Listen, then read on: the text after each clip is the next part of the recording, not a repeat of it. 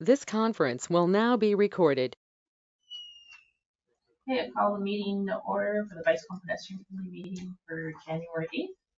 Roll call, please, Kelly. Tracy Kluge. Here. Leroy Boyd. Here. Kim Shannon. Here. Sharon Cowles. Here. Please stand for the pledge of allegiance. This is the flag of the United States of America, and to the republic for which it stands, one nation, under God, indivisible, with liberty and justice for all. Thank you. All right, action on the minutes. Consider, discuss, act on the December 11th Bicycle and Pedestrian Committee minutes. Any corrections or any changes on there? I have a couple. Correction on the top of page 3.1. I abstained from vote on the bicycle friendly community item.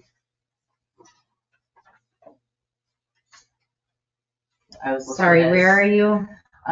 Page 3-1. Let me just click.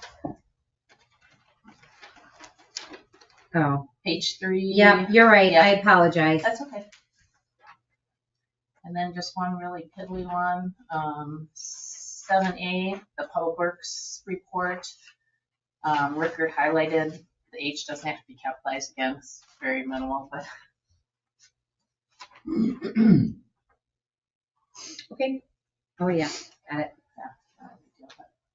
Any other changes or corrections anybody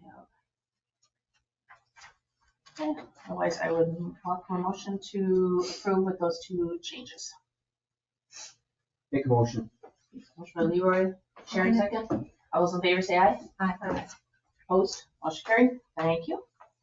All right, comments from the public. Must be limited to items not on the agenda. Must state name and address. Limited to 5 minutes. Board's rules to listen and not discuss the item. Personnel issues cannot be discussed nor individual's name, and board is not able to take action at this meeting. Is there any public that would like to speak? See any online or anybody in the audience? All right, we will continue on. Hey, Tracy, I think we missed action on the agenda. I'm sorry. All right. Back up. Thank you. Thank you. Action on the agenda, motion to approve the agenda. So moved. Was it Sharon or Kim? Sharon. Kim. Second Sharon. All right, thank you. All those in favor say aye. Aye. Opposed? Motion carried. Thanks, Kelly. All right, now we'll go on to 7. Reports and updates. I'm going to start with Ashwaubenon Public Safety. Brian's in the back. Brian, anything to share? Yes, got the preliminary end of year numbers. Our crashes remained roughly stable. However, our traffic enforcement activities have gone up significantly. As far as total OWI cases, we were sitting at about 75, 39 of which were self-initiated, so that's officers on their own initiated. Finding vehicles either driving erratically, headlight out, tail light out, etc., that they took action on and got an OWI arrest. And that 75 is ordinary patrol. We do drunk driving task forces in addition to that. That doesn't count those numbers. That's separate. So this is just taking care of our home turf here.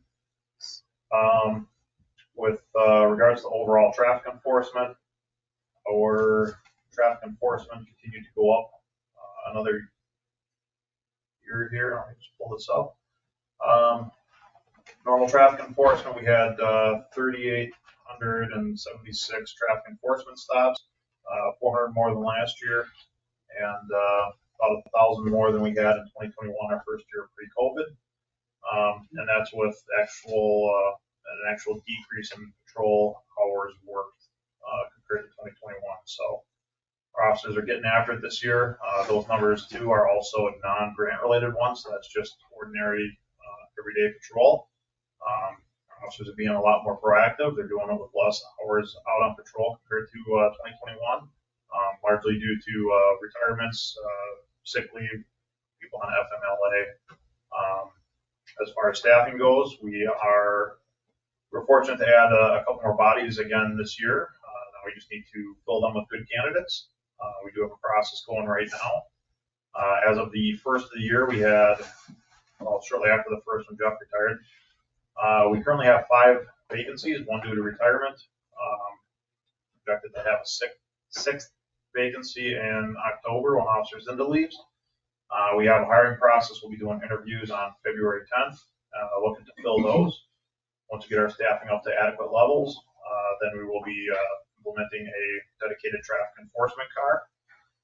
Being down 5 bodies kind of precludes that, but we're hopeful that by with this current process, we'll be able to get some good candidates, and it looks like we will, including some with prior law enforcement experience. Don't want to jinx myself, but so far looking pretty good there. Other than that, any questions? Jamie retiring? Yeah, Jamie's going to retire, projected fall of this year. And he's definitely a go-getter as far as traffic enforcement goes. He was also a trooper in a previous life, so. Yeah. That explains it. Yep. You can take him out of patrol, but you can't take the patrol out of them. Well, it's a good thing. It is. He gets after it. He's a good worker. Yeah. Any questions for Brian, anybody? Grant programs will continue as they have in years past. And then I will be reaching out to see what we can do as far as the Frogger grants again, and then how to best implement the training so our staff is more effective with that as well. So that is a goal for this year to make sure we're doing a good deployments with those. Sounds like they're gonna do training again. Excuse me, training again in 2024 for the Frogger, so I'm sure they'll get you the info. So. Okay, thanks, Brian. Now we have our second Brian from Public Works. All right, you guys will have a written report in front of you. We can touch on a few things out of there. Really, no major updates for the Lombardi access road in Brookwood. That layout that we had proposed had stayed the same. We're having a public information meeting this week, Wednesday, to alert the property owners of the project itself, and then see if there's any sort of feedback as to concerns or comments that they may have. Brian, can I ask you a question? Yeah. Can anybody from this committee show up there? For Yeah, that meeting? absolutely. It's a public meeting, And it's so at 5:30, is that correct? it is at 5:30. Yep. In the boardroom? Okay. The boardroom is where we're planning to do it. Okay. There's a possibility we may be doing it in here. It all depends on they're working on the AV stuff in the boardroom, so we're just gonna kind of play it by ear. Okay, so if anybody in the committee is interested at all, you're welcome to come on Wednesday, 5:30 for the Lombardi access. I mean, we've seen it a couple times, but you might want to show up to, see what's going on there. Yep. Thanks, Yes, Brian. absolutely. Yeah, no problem. Industrial Park Trail reconditioning, really have no updates on that. We'll take a peek in that deeper come spring. Ashwaubenon Trail Extension. That's something that I know Rex, they have it in here, just I just grabbed a list off from Big Ped Projects, but I know it's something that Rex is working with Rafe on. West Main Trail Ave, or West Main Trail and Sidewalk. We do have a preliminary plan that's going to be presented to staff the end of this week. Rex, myself, and Steve Berg are planning to sit down with McMahon to kind of just see where we're going to run into issues with right-of-way, potential issues with utility conflicts. Something that's very preliminary. Once we get a little bit more set in stone, it's something that we can present to the committee here. Traffic signal controller replacement. That's something that I've sent over to AIRS. Haven't really had much progress on that, but I'm assuming coming off from the holiday here, we'll probably hit the ground running here within the next few weeks. Kind of the same update with that for the countdown timers and push buttons. I am meeting with TAPCO later this week just to discuss if there's different options that we can use to get our equipment up and functioning. Design for Packerland and Grant Street roundabout. That's a project that's being led by Brown County Highway, and I don't have any major updates on that at this time. And that will come back to us once you guys get something on the roundabout. That will come to the committee. We can bring that to the committee. It should be a pretty straightforward design. Much like you've seen like any roundabout in a rural setting. So it'll have, the little sidewalks in each of the 4 coordinates with our quadrants, with the little slip sidewalks for the bikes. But yeah, we can definitely bring something when the county gets to that point. Can we also have the industrial park trail reconditioning come to us when you guys get closer on what you think of that? Yeah, it's probably gonna be around at least, I'm guessing at least a couple months, but Months, okay. certainly we can bring it to Right. the. Yeah, that likely is, I mean, I walked it with Rex, I don't know when we did it, Rex, maybe late summer, fall. Likely just going to be a pulverize and pave. So not really a crazy change in scope from what you see now, unless when we get out there and we see if there is any bad erosion or anything like that. But it likely is just gonna be a new asphalt surface like you see in a lot of our roads. We don't plan to do any sort of major changes, unless Rex had something else in mind, but I think based on the conversations we had, it's working in the state it's currently in. So. All I have. Any other questions for Ryan on anything? Thanks, Brian. everyone. Then we have, let's see. Rex and Rex, as you're dying over there. Sorry, I'm getting over a chest cold all the way from Christmas. I want to see the leaf. So hopefully I can make it through. I don't really have a lot of updates per se. Next week at Park Board, we'll have a proposed trail route for the Argonne Park Trail, just basically on the crusher dust trail on the backside of Argonne Park, and then a proposed boardwalk trail through part of the woods, opening up onto Argonne. But Stantec is working on that. They should have that for me by Wednesday, and then that'll go to Park Board for review, and ultimately Village Board to get it out for approval to do that. Ashwaubenon River Trail, there's really not too much to report on that. Still finalizing some of the lighting stuff. Seems as if we've got the lighting issues fixed. Nothing really in the park side to report. I think we still have maybe another garbage can to put in. That's about it on the trail. I mean, we've got some plantings that need to still be taken care of along the trail in the spring when that warms up. But I think that project is almost complete. So that's a long time coming. Yeah, looks great. Regarding the next phase, we're working on the next phase with Grafe, and that's the exterior loop around Ashwaubenon Park. So they're doing planning work on that with the actual route and putting together some bid specs for us to review to get that project bid.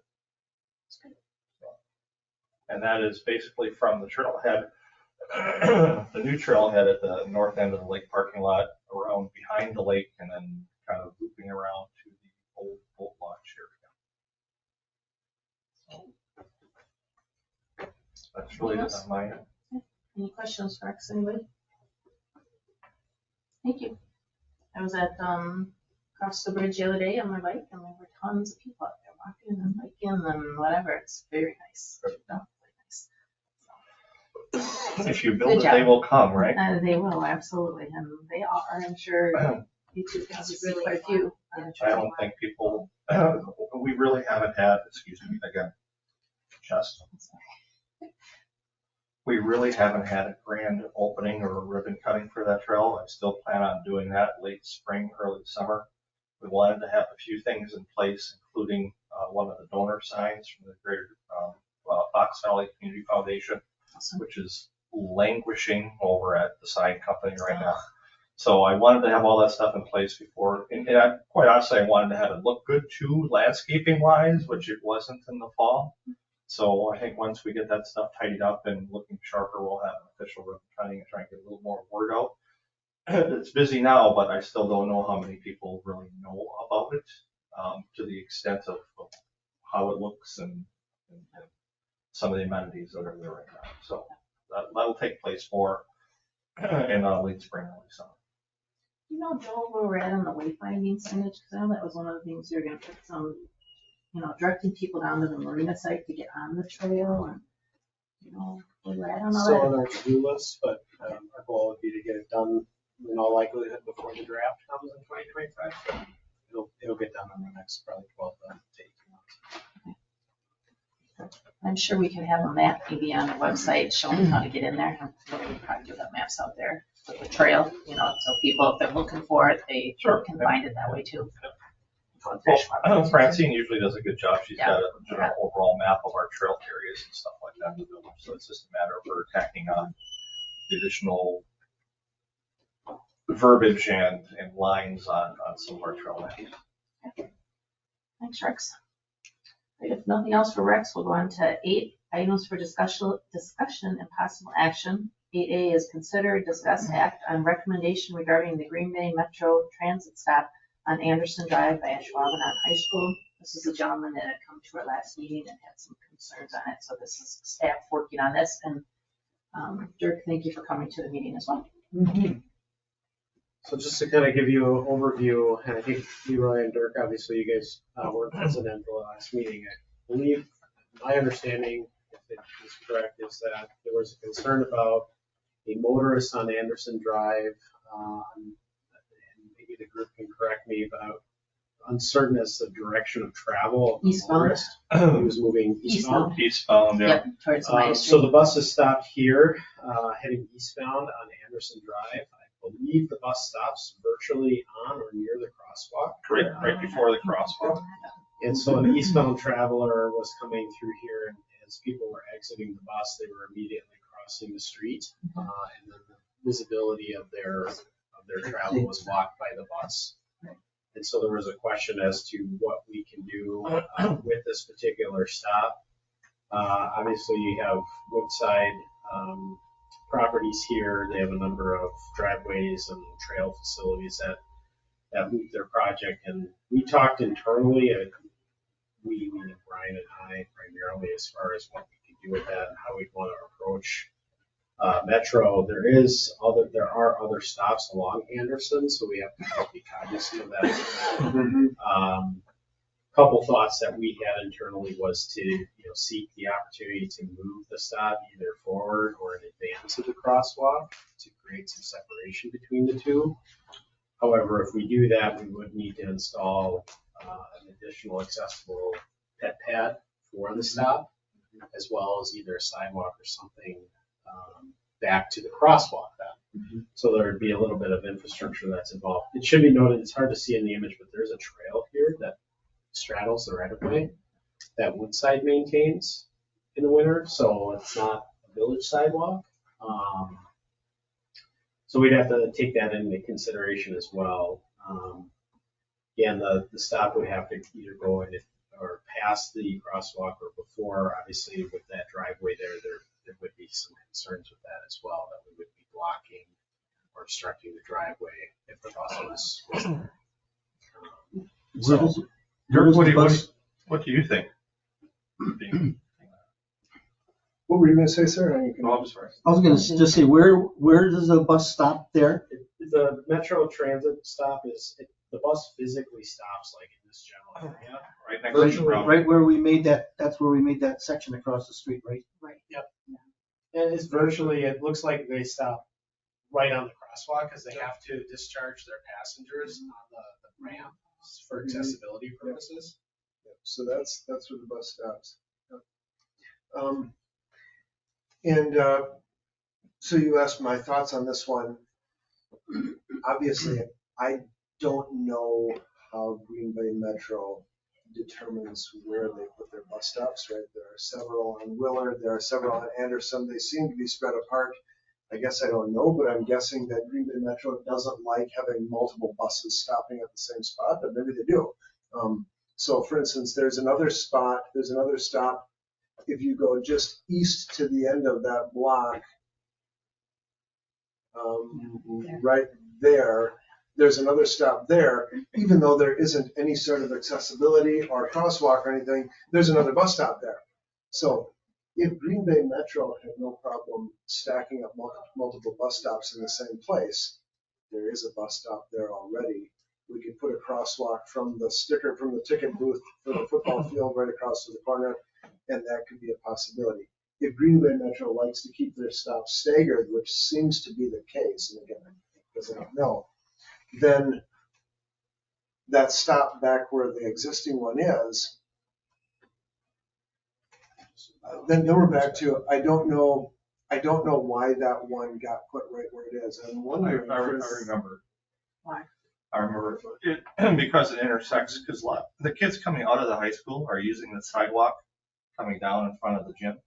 It comes right down and then crosses the street. So the thought was everyone's using, they actually use that sidewalk versus just going willy-nilly everywhere. So the thought was the best place to put the crosswalk was to connect to that sidewalk because that's where the kids already are. So that's why. That makes perfect sense. The question in my mind is, it makes perfect sense that that's where the crosswalk is. I don't know why Green Bay Metro chose to put that particular bus stop there. And I wonder if it has something to do with Woodside, because certainly Woodside seems to have a pretty nice, extensive sidewalk system going right up to that bus stop. So I'm vaguely curious if Woodside should be at the table as much as the high school, in the odd chance that this is a heavily used either Woodside employee or resident bus stop. I don't know, but they've been good neighbors, so I would hate to recommend changing the bus stop if they're the reason that the bus stop's there in the first place. One consideration that our new police officer, Chris Sands, now that Jeff Everett is retired, Chris Sands is our new police liaison officer, and first few days of him on the job have been really wonderful. One thing that he and I noticed right away is that there's not a ton of yellowed off no parking in that major intersection of high school exit, Woodside exit, bus stop, crosswalk, everything else. If you notice, there's pretty good yellow line. Can you back up just a little bit? Keep turning there. Perfect, yeah. So if you're coming from Oneida toward the high school and trying to turn right where you're not supposed to turn right, there's quite a bit of yellowed off no parking right here. That's really nice. There's only about a car and a half worth between here and the parking sign. In other words, any vehicle turning right has to come pretty far out into the street to avoid hitting the last car at the parking spot there. One thing we could do is bump the yellow line another 20, 30 feet that way. Do the same thing here. You'll notice the yellow line only goes up to that sign. If we could make this a no parking spot, we'd have a much bigger just cushion here where there can't be cars on the side of the street. I'm wondering if part of the reason that this gets congested is that the bus is parked there. There's a car parked 5 feet beyond where this little car is. And so there's literally no room for people to see, move, things like that. I wonder how much of this we could take care of just by increasing the no parking area. Again, I'm not a street safety person, so this is way out of my realm. No, what he's trying to touch on is just kind of vision triangle, opening things up so there isn't all these obstructions. So that totally makes sense. I mean, obviously you're going to lose some parking stalls. I don't know if that's really a concern. I mean, I think safety is probably the biggest concern. But safety is a much bigger concern. The number of parking spots isn't a huge issue. Just knowing teenage behaviors, I would recommend not making that kind of a change in the middle of winter when there's snow on the ground. I'd recommend doing it next summer when they're not in school anyway. Right. The other thing I can tell you is that if you're in a big Lamers bus and you're coming out of the parking lot and you're trying to turn right to go to our bridge, that's a tight corner with cars parked right nearby and cars parked right across the street. And any Lamers bus going from the high school parking lot and turning right to go toward Ridge has to swing all the way into the incoming traffic. So frankly, to the extent that we can push the no parking spot area back, will be good for city buses in terms of, what do you call it? Vision triangle. Vision triangle for them, and kids coming and going from school, and bus drivers. From my perspective, I approach this intersection not from a city bus perspective, but from a school perspective, of course. That is the #1 fender bender spot at the high school. Bad intersection. Yeah, that intersection. And it's for the same reason that the city bus has issues, right? Kids are trying to pull out, they can't see, so they pull out into traffic because the cars are parked too close and someone gets bumped into. So almost regardless of what else we do at the bus stop, I would have no problem pushing the no parking spaces back a bit further that way along the field house and this way along Woodside for another couple vehicles each. I don't know what protocol is with transit. That's something we could talk to them about too, but oftentimes, again, I don't know protocol, but if they discharge their passengers into the ped pad, advising those passengers, please wait to cross the street until after the bus has left the stop. Tracy, is that wrong or? No, are you no, saying I'm that just would be thinking they won't wait. I'm just No, thinking in but, my head, I they're mean, gonna just go. wait at the ped As pad a parent, I and- was gonna add that I did witness that the last time I was dropping off a child. There were two things, but one was that actually that must have been, maybe word got out because Yeah. that city bus must have told there were two kids that got off and the bus pulled away and then they started to cross. Right. 'Cause that would be the So smart maybe thing. the driver is telling the kids that. Which is interesting because it's exactly the opposite of what we Right. teach little kids to do with school buses. Right? A school Right. bus, you get off the bus, the bus driver runs a little stick out, he waves you in front, you go while the bus is still there. So that's an interesting. I would say the most notable difference though with the school bus, so is the school bus is actually stopping the traffic behind it. Yep. So, Yep. But kids might not be thinking that. Right, no, that's true. From Very true. elementary school. when we they don't teach think them like about that. The other thing I'd mention about pushing the yellow, which might be nice, because again, as a parent, I'm a culprit of it. I have dropped my child right at that. People like to just pull up, and I've seen many people do it. You pull right up in that yellow to drop your child. If there was a little more space, you could actually pull up a little further and probably avoid some of that fender bender and a lot of that excess traffic. But when you're trying to be quick and they want to get to the field house, that's kind of that little corner right there is where a lot of parents. Yep. And I mean, I've done it, but I've also witnessed it. Sure, you drop your kid off here, your kid runs up, goes in the field house. Right, vice versa. right, because you're on that side of the road, you're traveling that way. If that were extended, it would help that drop-off traffic, I think, too. I mean, as much as you don't want to encourage that, if they're doing it. Or do we need a drop-off zone on that stretch? Well, do we have a record of how many accidents are on that corner? Sure, I can take a look here. Now, here's the other thing that one of my colleagues mentioned, and again, I'm not a traffic safety person, so I'm just throwing ideas out there, and please tell me if they're stupid. And that is a question of, would it just kind of slow things down in general and help people get out of school after games and after school and stuff like that if we made that a three-way stop sign?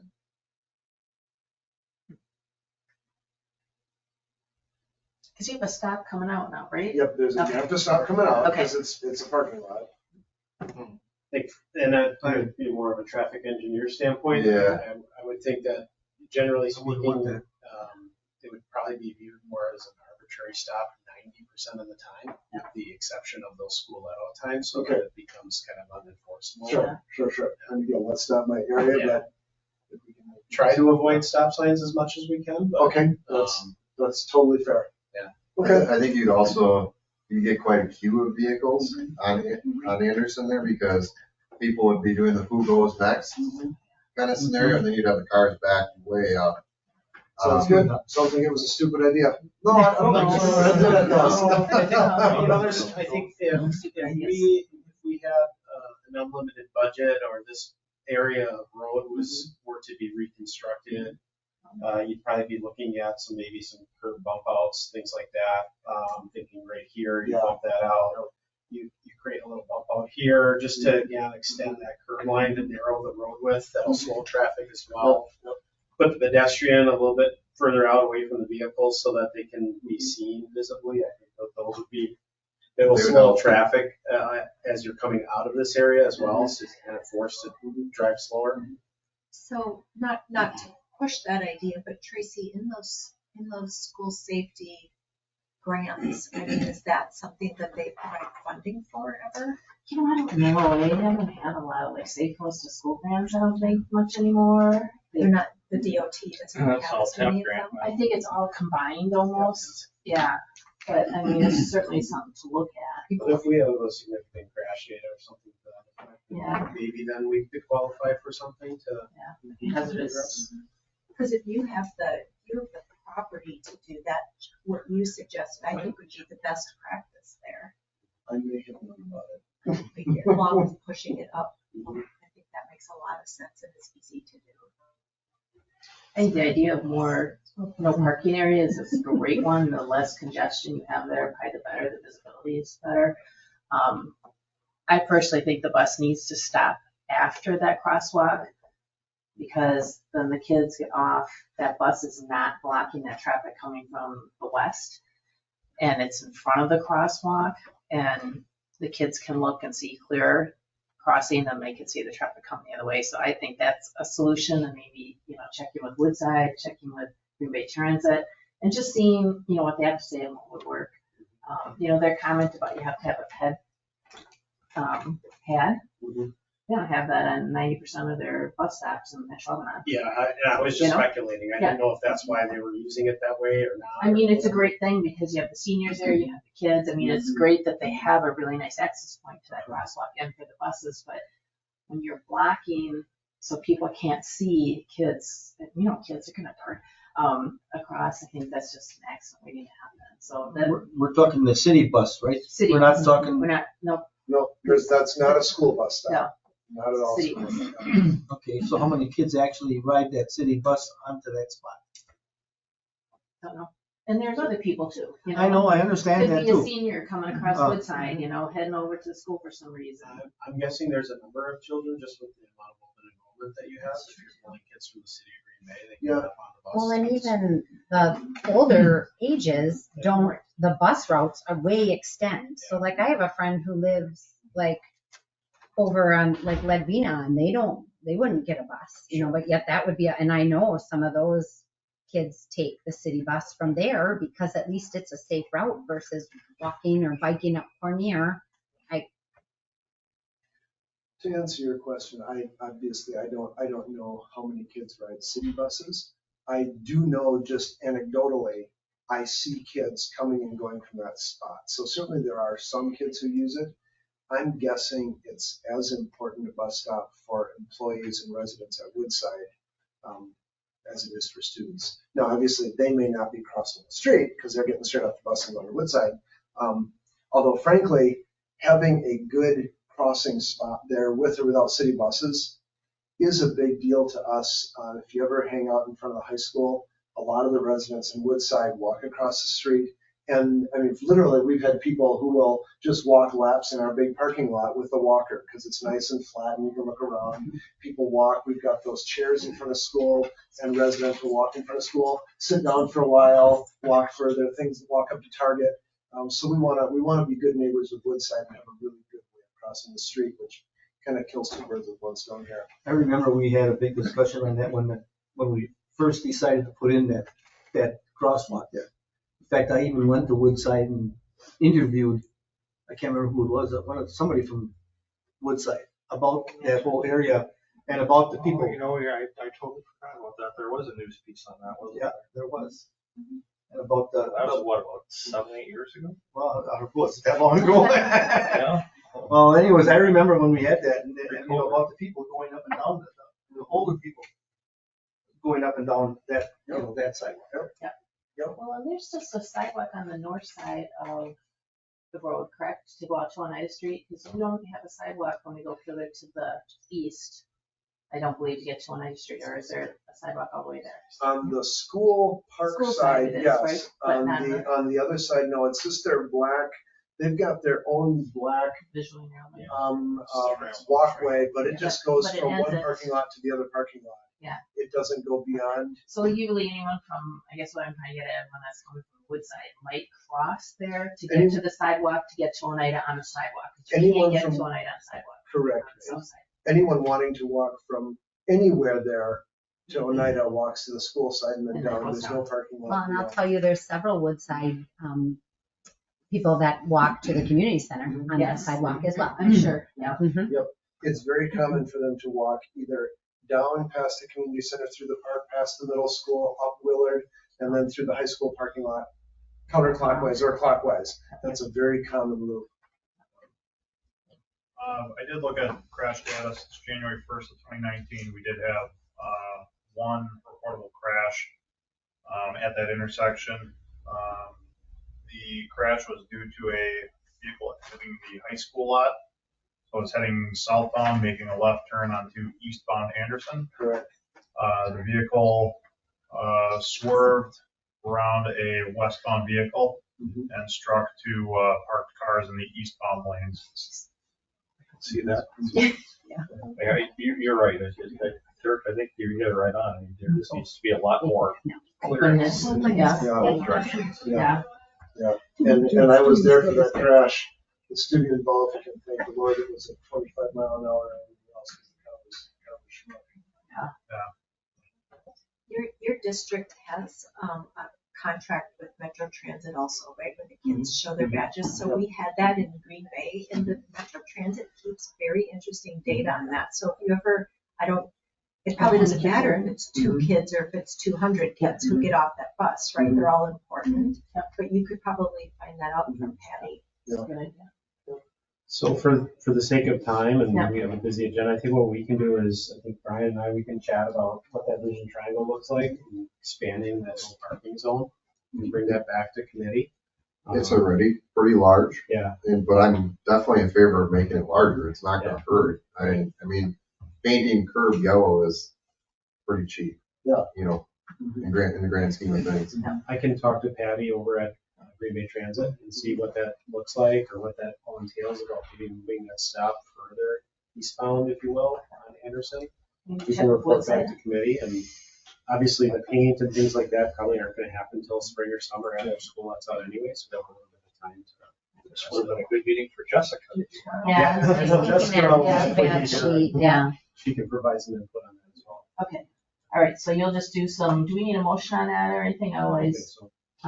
we'll just, Joel and staff will look into it further, talk to Green Bay Transit, look at bigger no parking zone, and then come back with something next month. Maybe check with Jessica or talk to Woodside as well.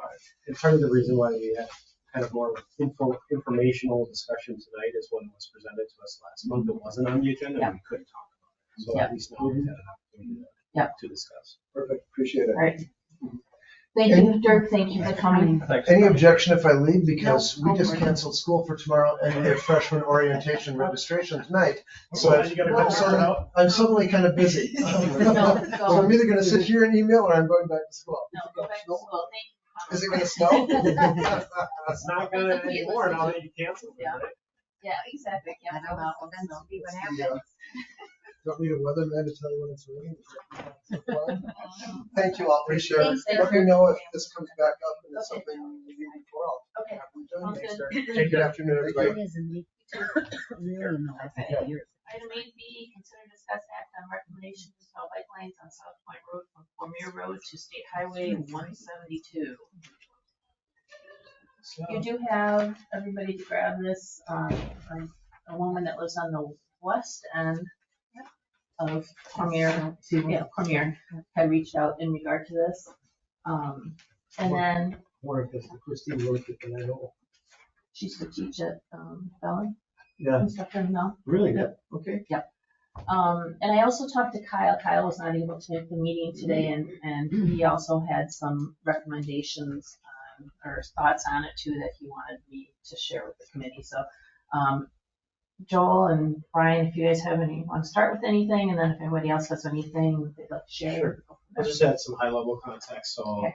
South Point Road, what was requested is to install bike lanes basically from Highway 172 north to Cormier Road. If you're unfamiliar with this area, Cormier Road kind of delineates the municipal boundary between the city of Green Bay and the village of Ashwaubenon.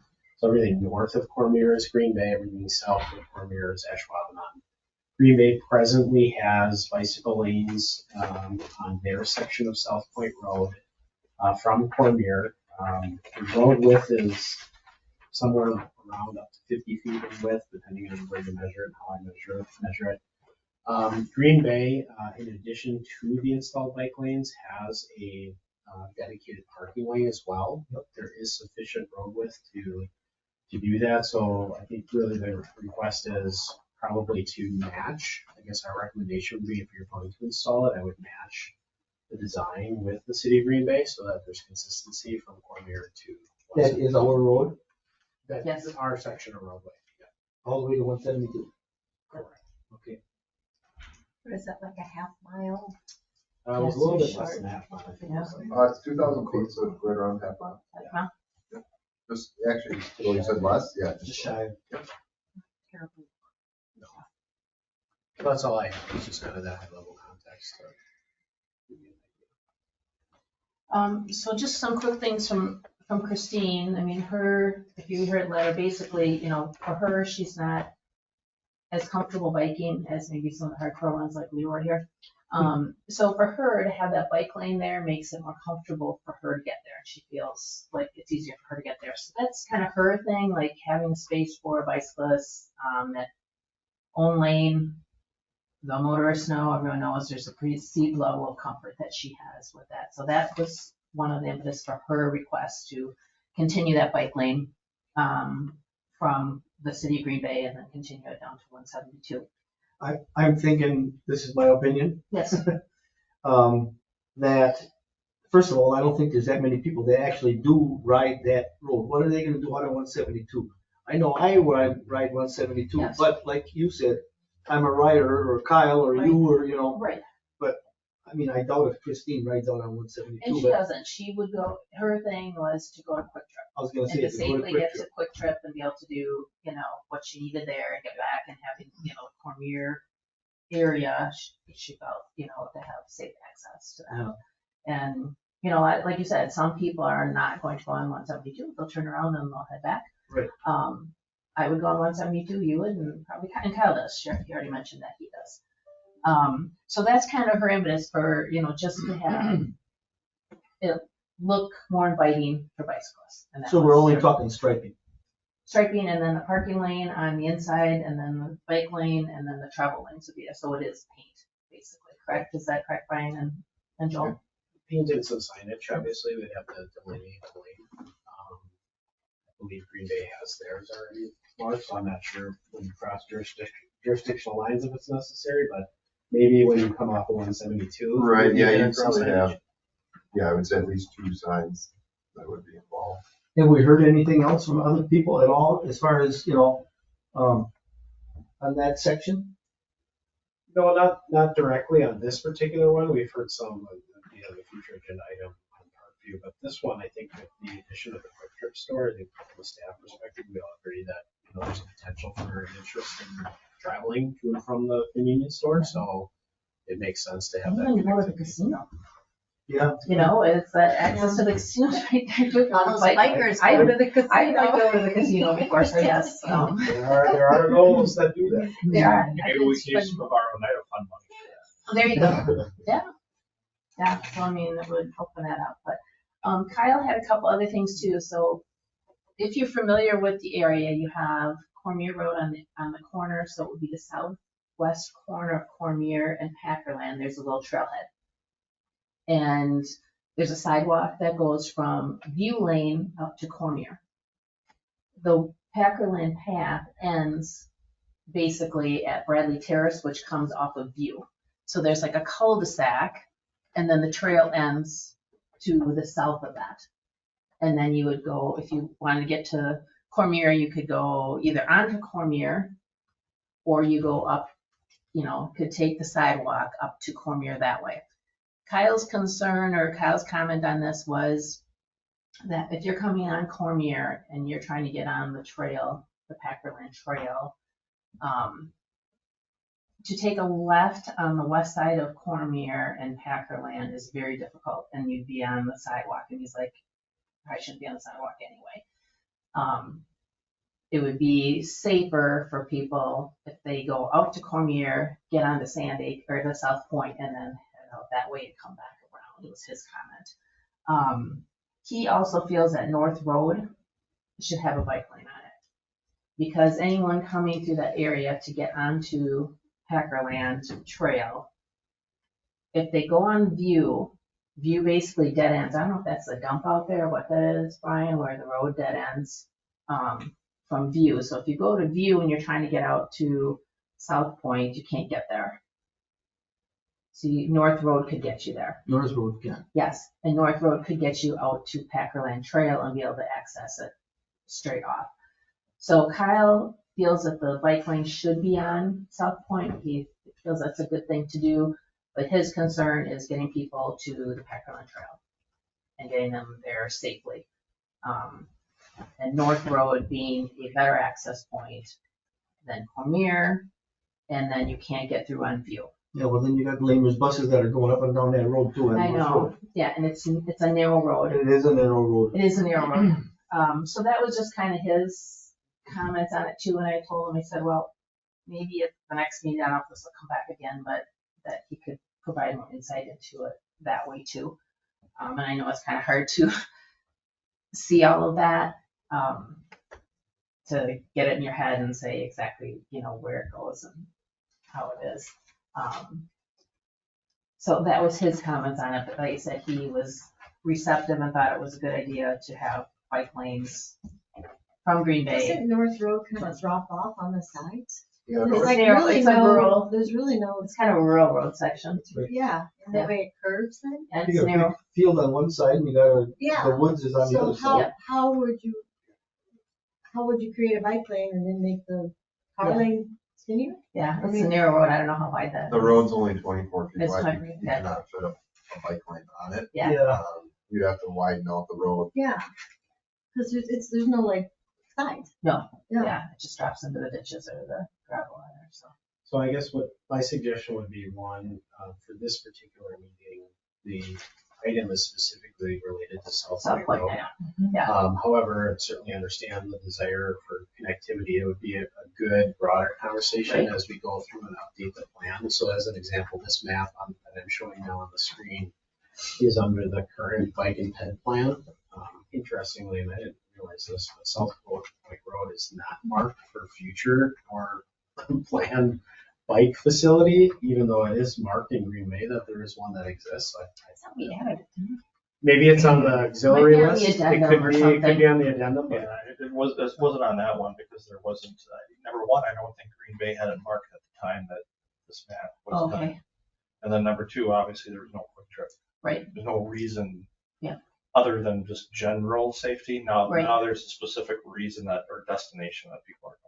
I don't remember talking about South Point does either. it existing on this map? So that solid line means existing and the dash line means proposed. So it was just interesting. But then in addition to that, you can see North Road, which extends east to west. Then there's nothing marked there either. Yeah. So that, just looking at it from a broader perspective, Yep. and I didn't pull up the auxiliary list to see what was included in I that. don't know if they're in there or not, but I want to say that South Point bike lanes on the Green Bay side haven't been there that long.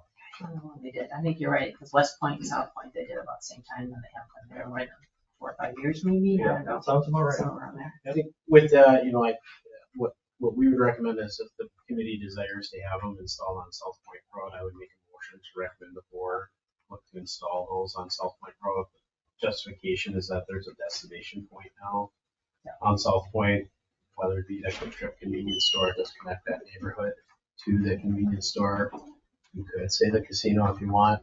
Maybe there's an interest in gambling that you want to perpetuate a little bit, but. And it just completes it. I mean, it just completes it. I think that's an easy enough thing. And the only reason why I say, points of destination is it does sort of dead end, if you will, at 172 at the airport. So we're not looking to discharge bicyclists on the state highway. No. And it does 172. slow down too. Goes down Yeah. to 45. Right. Yeah. Yeah. But it does get you at least to the Quick Trip, which would Yeah. be convenient for the residents that are. And it is legal to bike in 172 in that area because it's a, accessible, or what is it called, Brian? Accessible.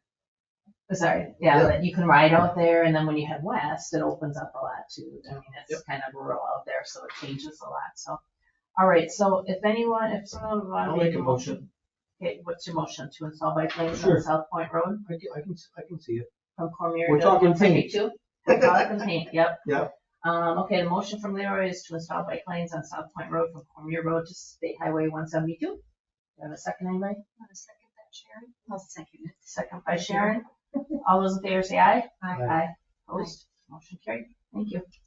All right, go on to the next one, which is Parkview. 8C, consider, discuss, act on a recommendation to install bike lanes on Parkview Road. This was talked about, I don't know, maybe a year ago or so when we talked about, I think they were repaving Parkview at the time. So we had discussed it at that time at the bike head committee. At that time we decided that no one would put bike lanes on, the goal was to not do it. I asked it to be placed back on just because of Bellin going in on the corner now, the increased potentially traffic there. So that was the impetus to put it back on. So Joel and Brian, anything to add with this or to help you? Yeah, I'll just add some context. I believe there was a letter that was submitted. I thought I put it with the packets for Carrie. I don't know if you got that, Kelly, at all. Was there a stack of letters that one came from? If you can use your computer, I just sent it you a copy. You can actually put it right on the screen. Yep, I'll do that in a moment. Certainly, so since I don't know that it should have been on top of the packets, but regardless, I think Rex sent out a digital copy to me, and I'll send it out to everyone. But basically, Mark Williams, who owns Sports Advantage. Sports Advantage. I'm sorry. The gymnastics. Yes. All gymnastics. Has some concerns with adding the bike lanes because it would restrict parking on Parkview. So that we'll get that to the committee. But ultimately, it was a little uncertain as to the length or section of road if we were looking at all of Parkview. So all told, Parkview does extend from Ashland. There's a terminus there at Ashland. Meanders underneath Highway Interstate 41, and then eventually makes it up to Ridge, I believe, right? I think it goes all the way to Taggart, doesn't it? No, it goes to Well, commodity. Excuse me. Commodity. Oh. Yeah. So this was reviewed, maybe not quite a year ago, maybe, well, pretty close to a year ago now. With the concept of us doing a pulverized pave on a section of that roadway. It was not recommended for inclusion at that time, but with the opening, which technically I believe is this Friday, surgery and specialty care center, there was an increased desire to do that. Did include some additional information on the bike lanes and some traffic count information. Obviously, this was reviewed by the committee previously, and there was no recommendation to install them at that time. So it's really kind of a policy decision for the committee if it wants to recommend installing bike lanes on this section. If that is the direction the committee wants to go, then a recommendation to the board would be necessary. Aren't there trucks that go up and down that industrial park there? There is, yeah. That would be kind of sketchy. Yeah. I wouldn't want to ride my bike with trucks going. When we reviewed it from a staff perspective, there's certainly in the industrial park, so there's a decent amount of truck traffic that comes through there. Not only Sports Advantage, but there are other businesses that do provide on-street parking or kind of utilize on-street parking, if you will, within that section. So I think there would be some concerns from the businesses that run that stretch because there might be a restriction on parking where the bike lane is installed. Correct, because in Parkview's not that wide either. Right. Yeah. Here's my comments on it, and you go ahead first. Parkview's pretty good. I mean, it's a Is pretty, it pretty? Yeah. it's a pretty wide road. Okay. Yeah.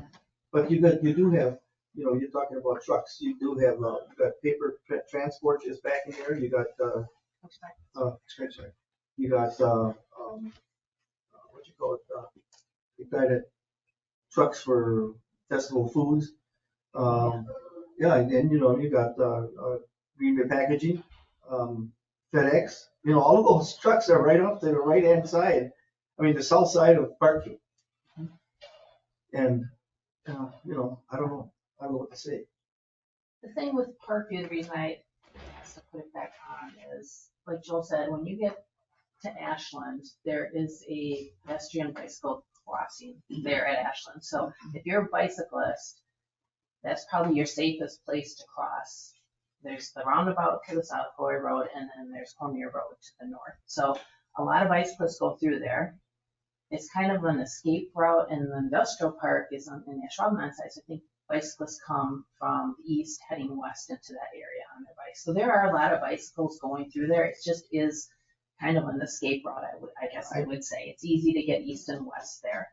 I can see the concerns Mr. Williams has about his property, but like is done on Hanson Road, Sherrills could be put within that area where Mr. Williams has the parking and the Sherrill. If you don't know what those are, and Brian can explain it better, but basically it's a stencil that's put on the ground that shows a bicyclist and it has like sergeant stripes on top of it, and it's saying just a notification for the motorists and the bicyclists that there are bicyclists that are going to be out here. It's not uncommon to use a Sherrill in conjunction with a bike lane, depending on how, not at the same time, but running into each other.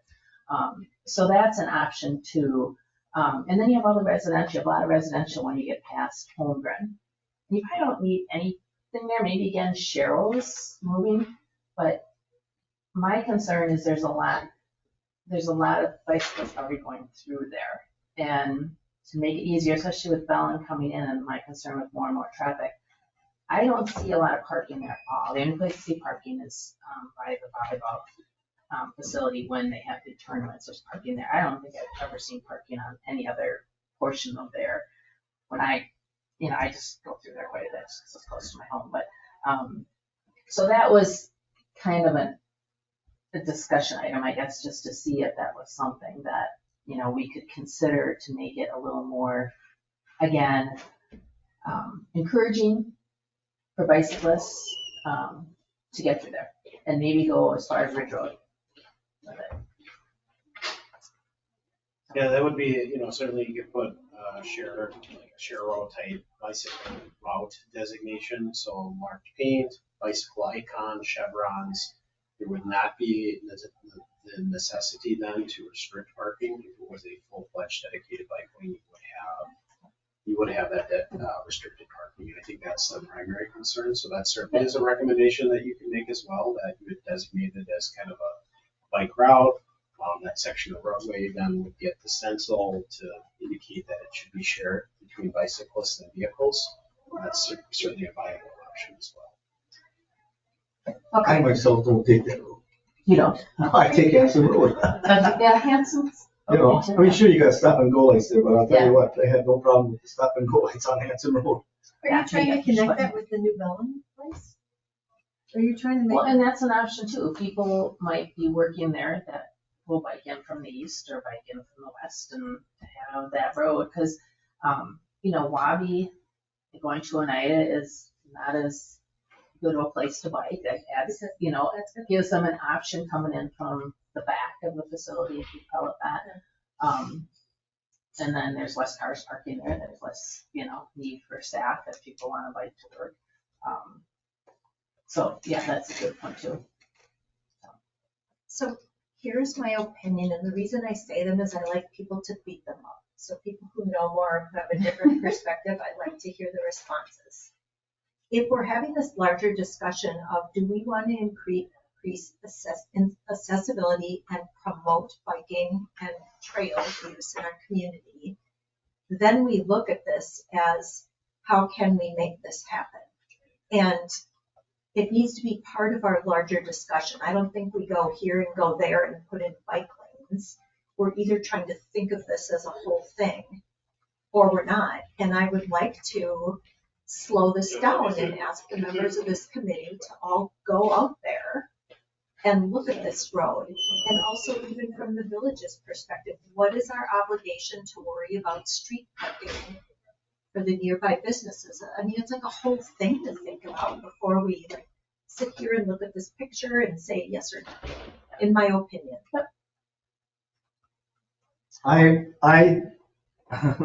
My opinion, okay. Like I told Tracy, I really don't bike on Parkview. I take Hanson Road myself if I'm going down that direction. But I do know of a lot of people that are friends of mine that say come from De Pere and also from Ashwaubenon that do ride on Parkview. I mean, I ride my car on Parkview too because I go over to the YMCA building from my house. That's a little route to get over there, It gets you to Broadway, where the bike lanes are Broadway, and it does Yeah. Hanson this too, though, depending on Right. where you're going on Broadway. Right, But, yeah, well, that's, gets you it. It's to, what you you feel comfortable with, you know. Exactly. Yeah. But I could see, there again, I could see bike lanes on there. I guess I could see it, because I do know of other people that like it. So with the concerns brought up by the business owners, et cetera, I think that it's a reasonable step for us each as members of the committee, whoever, to go up there and look at this. To go look at it and maybe look at it at a time where there'll be the traffic at the businesses there and just see what we're talking about and considering proposing. Well, we know what the business is like when they're volleyball and stuff like that, Mostly because we've weekends. discussed that. Yeah. We've been discussing that for the last couple of years. Mhm. Well, if you And would there's like, we zero could certainly do that, put it I on, mean, it's really next hard. meeting The agenda. streets were- I mean, my daughter's played there forever, and there's just nowhere to go, so people go on the Joel, street. you. And I mean, Put that letter up, because I feel walk bad that. even a week or I mean, not a week, but a block. I mean, it gets. Sitting on my desk. So would we not have Well, why don't we do this? From our district court before any action's Yeah. taken, just so they can actually Right. see the letter Right. from Mr. Williams. Yeah, why don't we do this, since we didn't get the letter from Mr. Williams? And Kim would like to look at the site yet, I mean, some other members want to go out there and take a peek at it. Look at it, see what you think, and let's put it on the next agenda. And we'll But is that discuss it gonna then. be, I understand what she's saying, but it's February. Nobody's gonna be outside. I mean, you're not gonna see not the biking as much as the car. the car traffic, okay. All right. Yeah, just take a look at it, and, Okay. see what you think, and look at where it goes and how it moves through there, and Now, access. Isabel and. Well, and even the width of the road, like you were saying, Right. how wide it Yes. is and Yeah. what else is there. Okay. I mean, it's, how many feet, it says in this agenda, 40 to 42, so if you have a 12-foot travel lane for each, that's 24 right there for the motor vehicle travel, and that leaves, what, can't even add today, so 24 from 40 is what, 16 feet left over? Bike lane should be at least 5, a minimum of 5, Right. or I guess max of 5, If you do the bike lane, you're gonna lose the parking. right, yes, Without a doubt. Yes. So say it's 40 feet for easy figuring, Yeah. 20 feet on each side, 12-foot travel lane, then you have your 5-foot, literally leaves 3 feet for parking. So unless you're parking a motorcycle, you're not gonna park a vehicle there. So that's something that we definitely need to look at. The other thing too that I would recommend is think of the users that are gonna be using that section, the people that are riding to work back and forth. They're probably going to be your experienced cyclists. So does an experienced cyclist, desire to have a bike lane or not? Yeah, it's desirable, but they also have usually a level of confidence that they'll ride their bike on Oneida. They're not scared. They're very confident in their ability. So just something to think about, as we look to do it. I know the one thing for me, as we were talking about South Point a little bit, is to install the pavement marking. It's about $1 per foot of paint to get it installed. About 10 cents to freshen it up every 3 years. So there is definitely some money that goes with it. We spend well over $10,000 every year in painting lines on the streets just to maintain them. So it's just something that we need to be conscientious of. We can do a lot and paint a lot, but we also have to make sure that we're staying fiscally responsible too. So I think one of the things that I had put in the packet too, I don't know if you had a chance to look at it, but there was a document that was in the packet. And I do have the letter up here from Mark.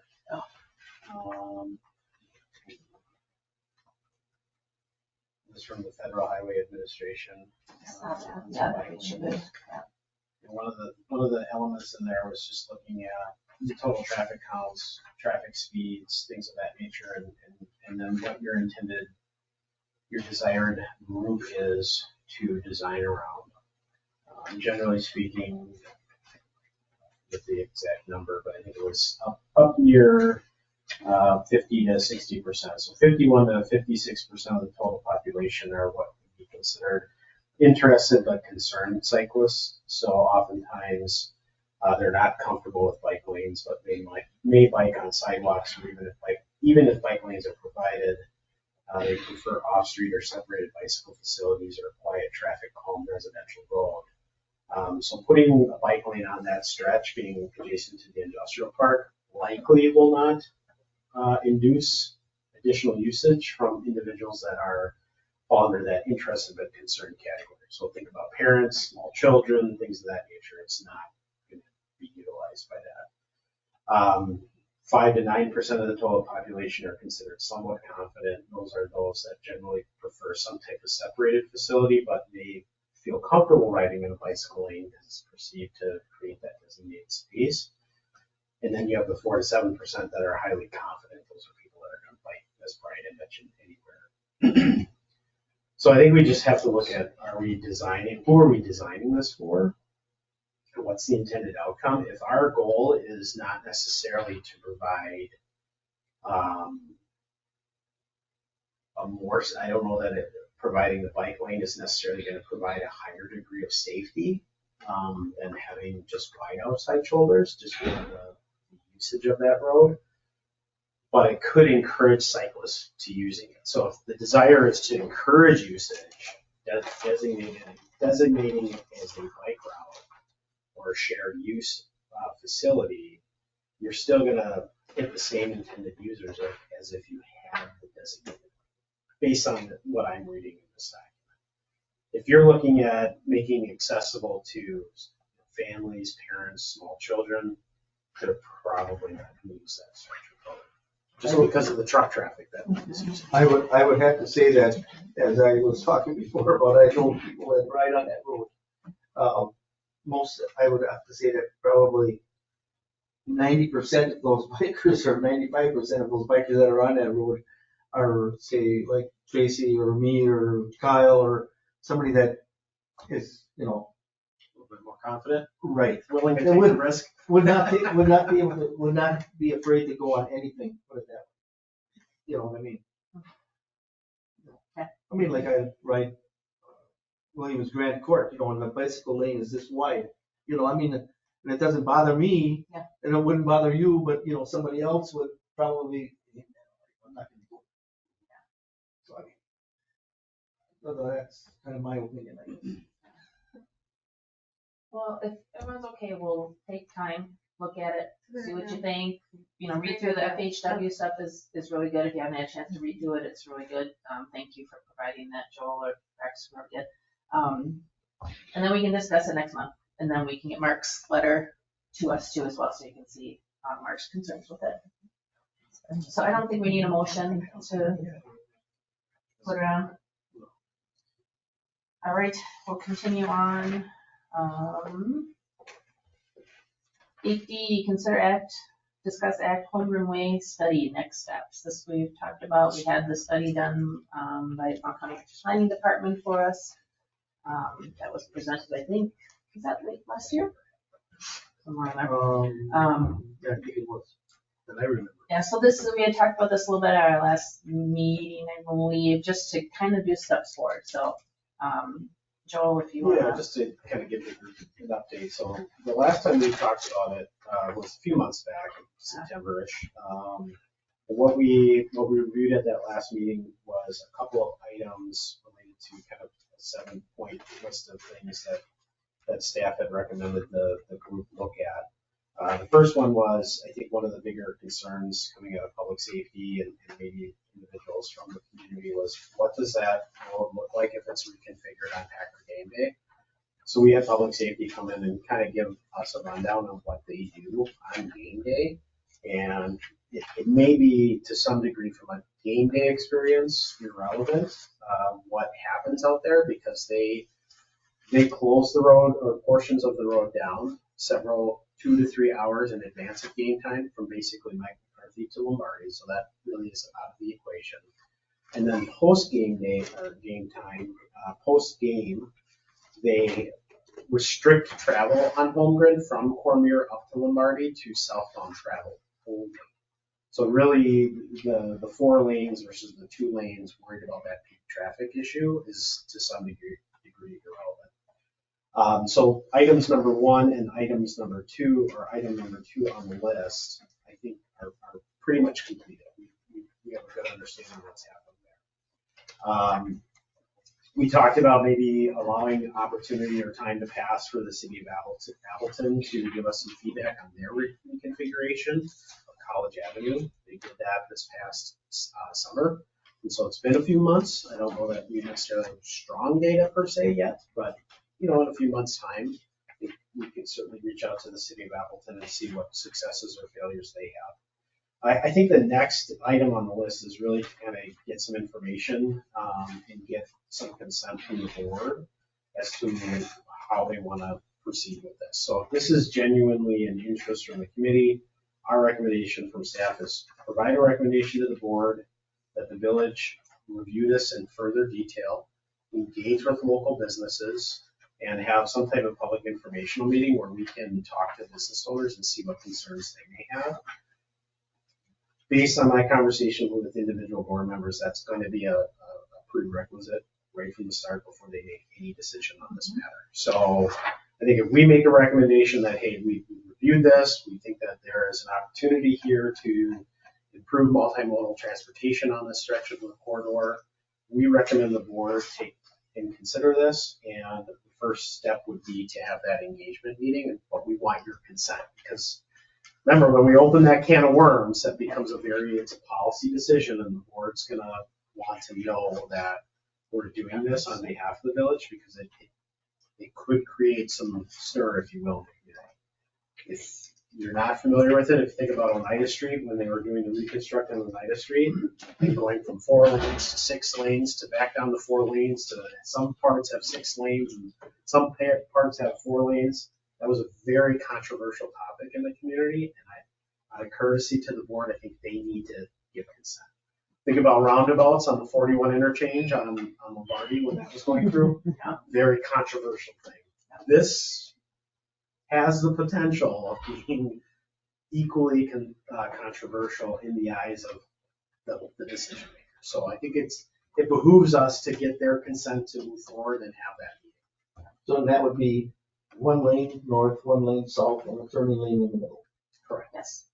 Like on the So just by chance, yesterday I had to deliver my son forgot his seats back in Milwaukee, so I had to deliver 2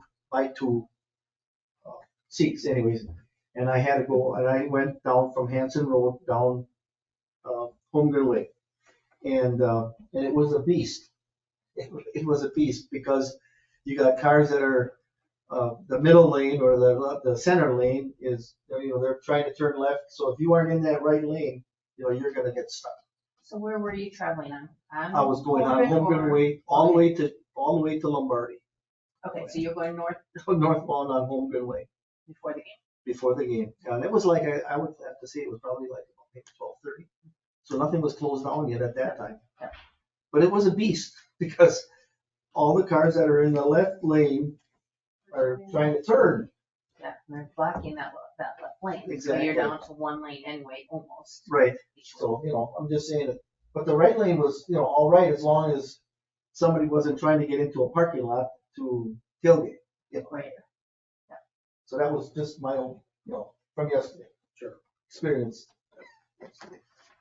So basically what you're saying, Joel, is if this committee would like to continue to pursue Holmgren Way, our next step would be to ask the village board if they would allow a public engagement meeting with the area businesses and the stakeholders along that corridor.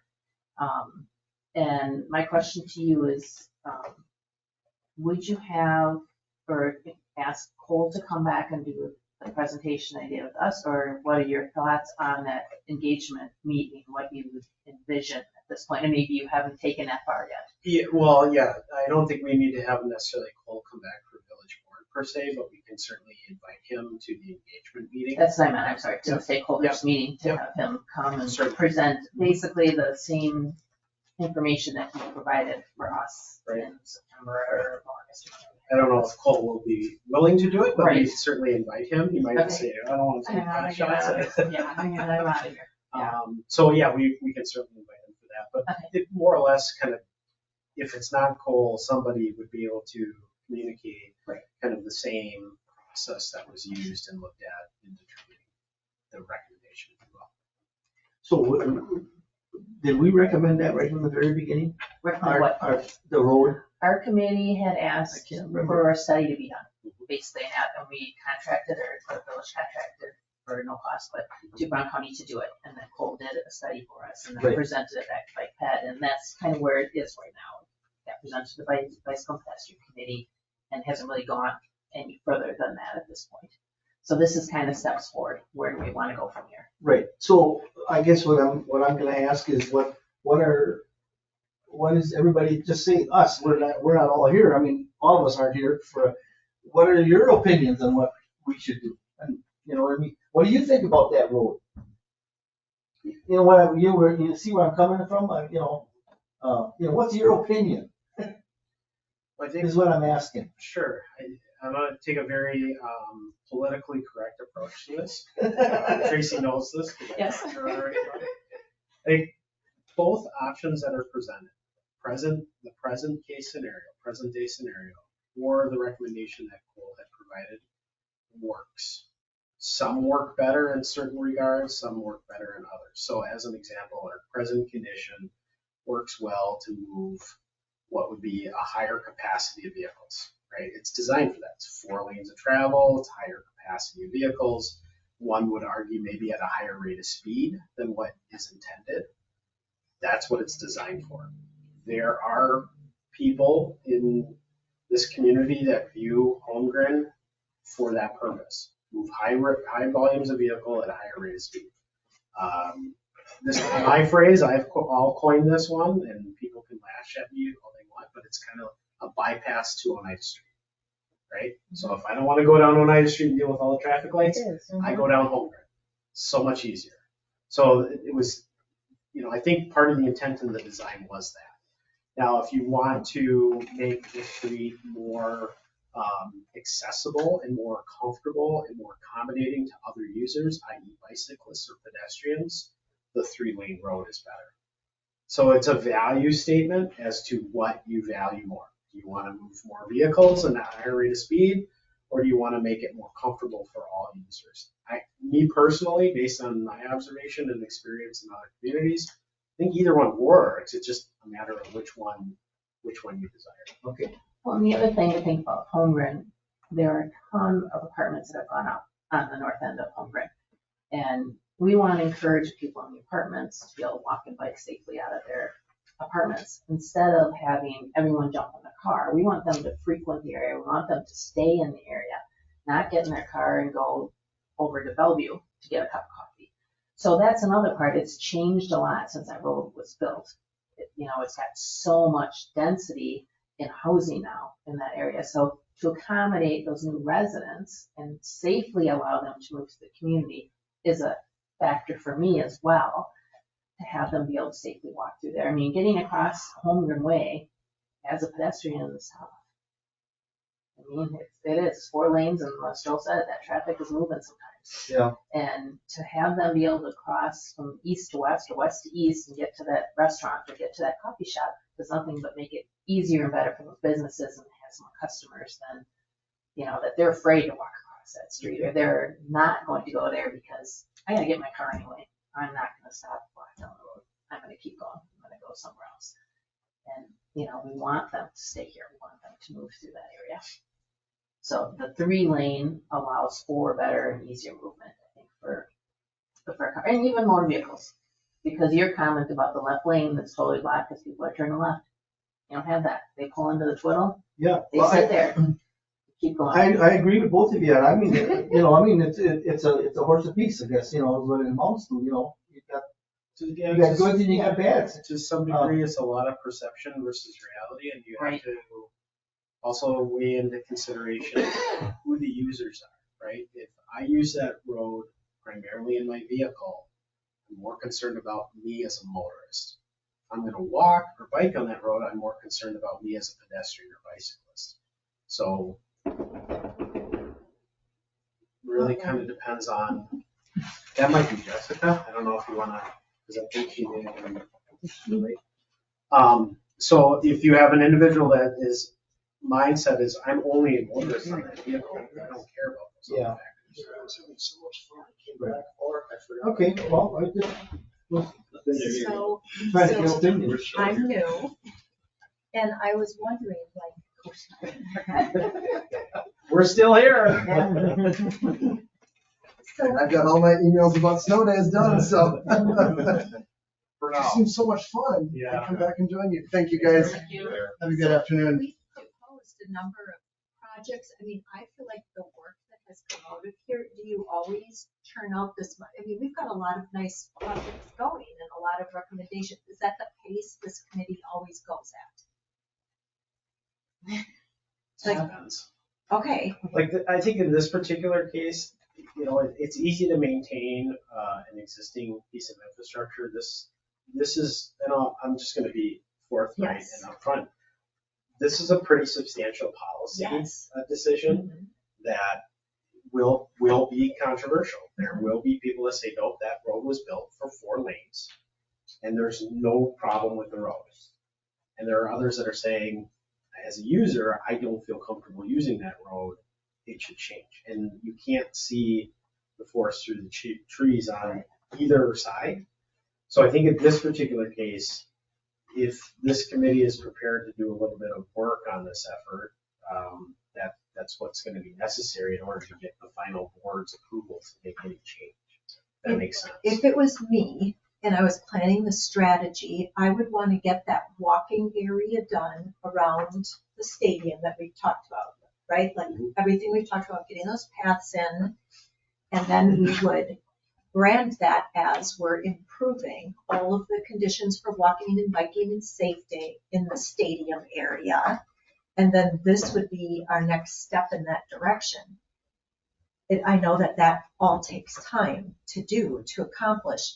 I honestly think I think that there will be pushback because we are getting the draft and people will feel under pressure.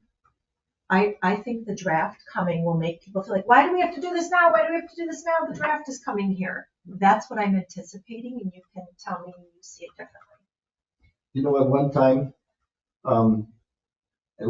if you remember back, people were always saying, why do we have to put 3 or 4 or 5 lanes on Highway 41? Remember that? Mm-hmm. Now people are saying, boy, I wish we got more lanes out here. I mean, that's I can see where we're all coming from. We're going to have people that are going to say negative things. I don't care what you do, they're going to say negative. So I think just to kind of tie into that, and Tracy's probably reading my mind a little bit. So this group is focused on bike and ped issues, right? And so you might argue, well, the draft is coming. We need to make these changes now because we're going to have an increase in Yes, and pedestrians. pedestrians, yep. And then the individuals that, as I mentioned before, it's all a matter of your own perception and perspective, that are motorists, they're not pedestrians, are saying, we need to leave it as it is because we're going to have the draft and we're going to have all these extra cars coming in. Again, it's going to be very difficult to persuade individuals from changing their perspective if they are a particular type of user. Are you prepared for that conversation? Because I've been in this role, or not with Ashwaubenon, but I've been in this world for 20 plus years. Perception rules. Perception is reality in people's minds, as right or wrong as it is. It's very difficult to change people's perspectives, and it takes a lot of work to make that persuasive argument. Is this group ready for that? If you are, I would say recommend to the board to have that conversation and work from that. If this group is like, I don't know that we're ready for that conversation yet, then I would say, no, we're not ready for that conversation. We might be. I would just want to know that we're unified on it and that we have a whole strategy and communication plan to build support for it. Because what I don't want to do is go out there and a bunch of people are very opposed and there's never the chance to have the conversation. Well, and I think that's part of the whole stakeholders part of it, because you have to get the word out. Yeah. I mean, a lot of people have no clue that this is even going on. Correct. They don't know. So to have the stakeholders meetings, get the information out there, and people can listen. And some people may go, oh, I never realized that. I didn't understand that. Or like Joe said, I don't care what you say. I drive my car. I want to go as fast as I can down that road, and that's all it's to it. I don't care. So I think we need to get the information out, in my opinion. This committee seemed like when we talked about Cole's study, that we were supportive of it. And we felt that it was a good study, and he had done his due diligence. So for me, I would like to take steps forward and hold stakeholders. It doesn't hurt anything. I mean, there's going to be negative, there's going to be positive. I mean, that's the reality of it, and you all know that. But let's see where we're at. Like you said, maybe the draft isn't the time to do it, but then we say, well, like Joel said, hey, there's gonna be a lot of people walking, and we're gonna have 200,000 people or whatever the heck are coming to this area. If they can't walk safely, park out on the outskirts a little bit and be able to walk into it, we're gonna have total gridlock. Yeah. So it just depends on how you look So at it. you've already thought, you are right now thinking of a great presentation to people to build support, right? Because you have to go into it. You do, Getting and people I think we talking have a good points. base with Cole's study because it's data driven. He did the data, and then I think it's just a matter of using some of the documents that are out there. The other document that debunking road diet myths that Joel or Rex or whoever put this together put out there, that's not a really good document. It's like it answers those questions a little bit. You may not believe it. You may look at it and go, yeah, this is all wet. I don't know who wrote this.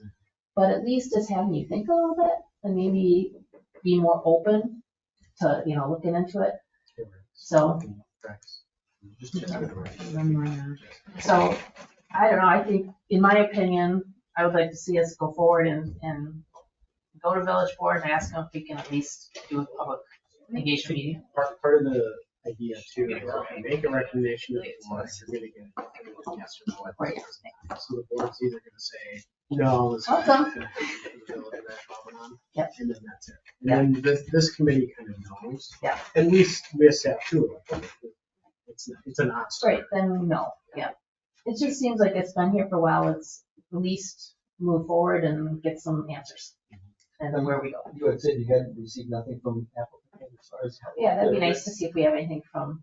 I haven't approached it yet just because of the duration of when it was installed. I mean, obviously there was a lot of concern leading up to it. There was some excitement when it was first installed. To some degree, there's kind of a Christmas shopping experience down there. So maybe now after Christmas has been done and a more robust PAC, because the PAC is right down there too. Yeah. And, what impacts that's had. Get some feedback from there. I hear rumors that it's working. I hear rumors that it's not. I don't know. I guess I don't know. Yeah. People that disagree with the concept that go down there like it's the worst thing ever. People that like it go down there like this is the greatest thing. I don't know why we didn't do it sooner. Yeah. It was amazing. My husband and I went there on bike it and went through there on the bike lanes. And then when you get to the west end, obviously it ends at some point. The traffic volume, not volume, speed went up when the bike lanes were gone and we continued on the road. All of a sudden it was like whoosh. So it definitely is slowing motor vehicle drivers down through the section with the bike lanes. It's a joy to ride as a bicyclist. I mean, you have your space. It's very easy to get through there with the bike lanes. But you said it hasn't been real long, but I haven't heard anything really bad about it. And it's near Lawrence University too, which has a lot of people walking and biking through there. So, but they may have some. I know every 6 months, I think they were going to have to do an assessment of it and see where it was at. So they may have gotten some info on it or some at least initial thoughts that we could check with Danny, right? Is it Danny? Yep. Yeah. So Public Tracy, question. you're a trustee. What would be the question that would come to the board and what's the best way to ask it? I mean, basically, and Joel, correct me if I'm wrong, it would be the Bicycle and Pedestrian Committee are asking to go ahead with a stakeholders meeting to discuss the Holmgren Way and the lane reconfiguration or however it would be worded. Based on individual conversations I've had with trustees that are somewhat knowledgeable of this matter, of this topic, some of them have been just outright, how do I want to put this? They don't see the need or the necessity for change. So I think it'll just be difficult to get beyond that, because again, perceptively they view it as working and perfectly fine.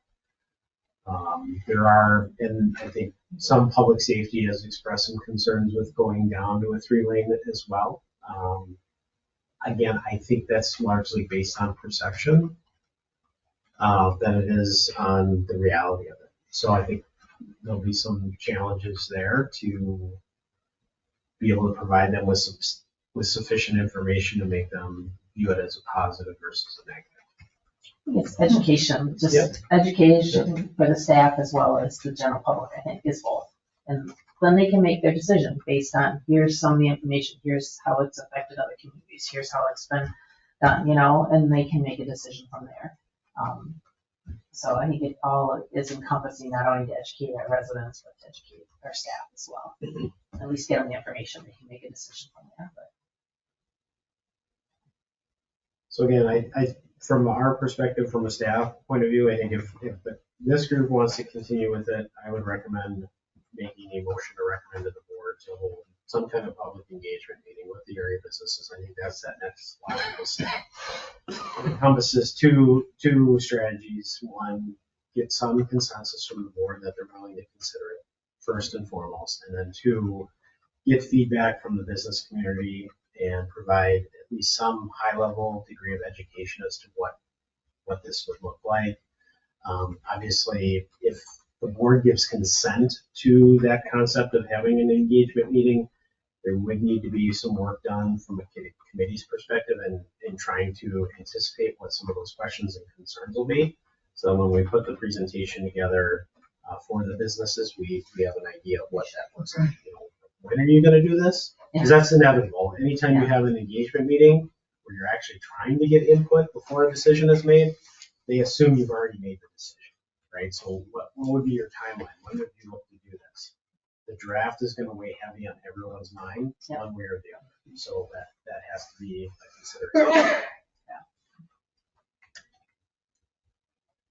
Do you think it makes sense to hear back from Appleton or some people at Appleton before? Because then you'd have that to go to them and say, based on the support that we got from X, Y, and Z or any of those things, or do you think that it really doesn't matter one way or another?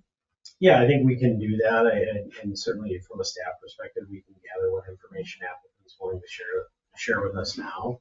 So when we go to the board, let's say at the end of the month, this is what we heard from Appleton officials and share correspondence that we had from them. Assuming it's positive. Well, I say, I don't know. Well, but I don't know if they'll have like accident reports or anything like that, something that like data that's comparatively, like you said, perception is the key word, and that's always what's really difficult is measuring perception versus reality. So I don't know if they'll have some kind of data or something like that that would be helpful, because I do think, like you said, if you know the board's already feeling that way or certain people on it, I think having data versus perception can be helpful. Yeah. And I know Danny, the public works director in Appleton, was doing some data collection on it. So depending on if it's been out long enough and they've got good data, is the question, but she might have some information to share. How long of a stretch is it that they have that? In Appleton? Yeah. It's just over a mile, isn't it, Joe?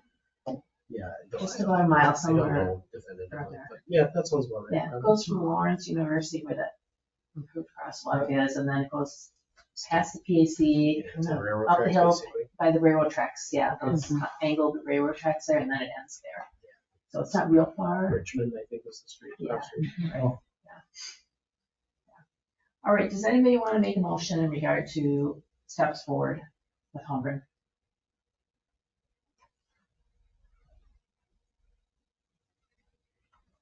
To have a meeting? Is that what you're talking about? We need a motion on where we want steps forward in this. If we want to send a recommendation to village board, saying we'd like to have stakeholders public meeting. I would make a recommendation to that, as long as, like you said, as long as we got some information first if we can get some information from Appleton on what do they say? Okay? Okay, so Leroy's is to go ahead to village board with recommendation to have a stakeholders meeting with input from Appleton. I think we At should. least try to get some Yes. input from Appleton on how their project is going. Is there a second from anybody? Second. You can't second and absolutely right. Can't do it. I feel like I can second you're halfway through the conversation. You want to or you do not want I to? can. Okay, second by Jessica. All those in favor say aye. Aye. I, Opposed? Okay, motion carried, and it will go to village board at the end of the month, which is the 23rd, is that correct? Or am I off the month? Yeah, Yep. 23rd. That is correct.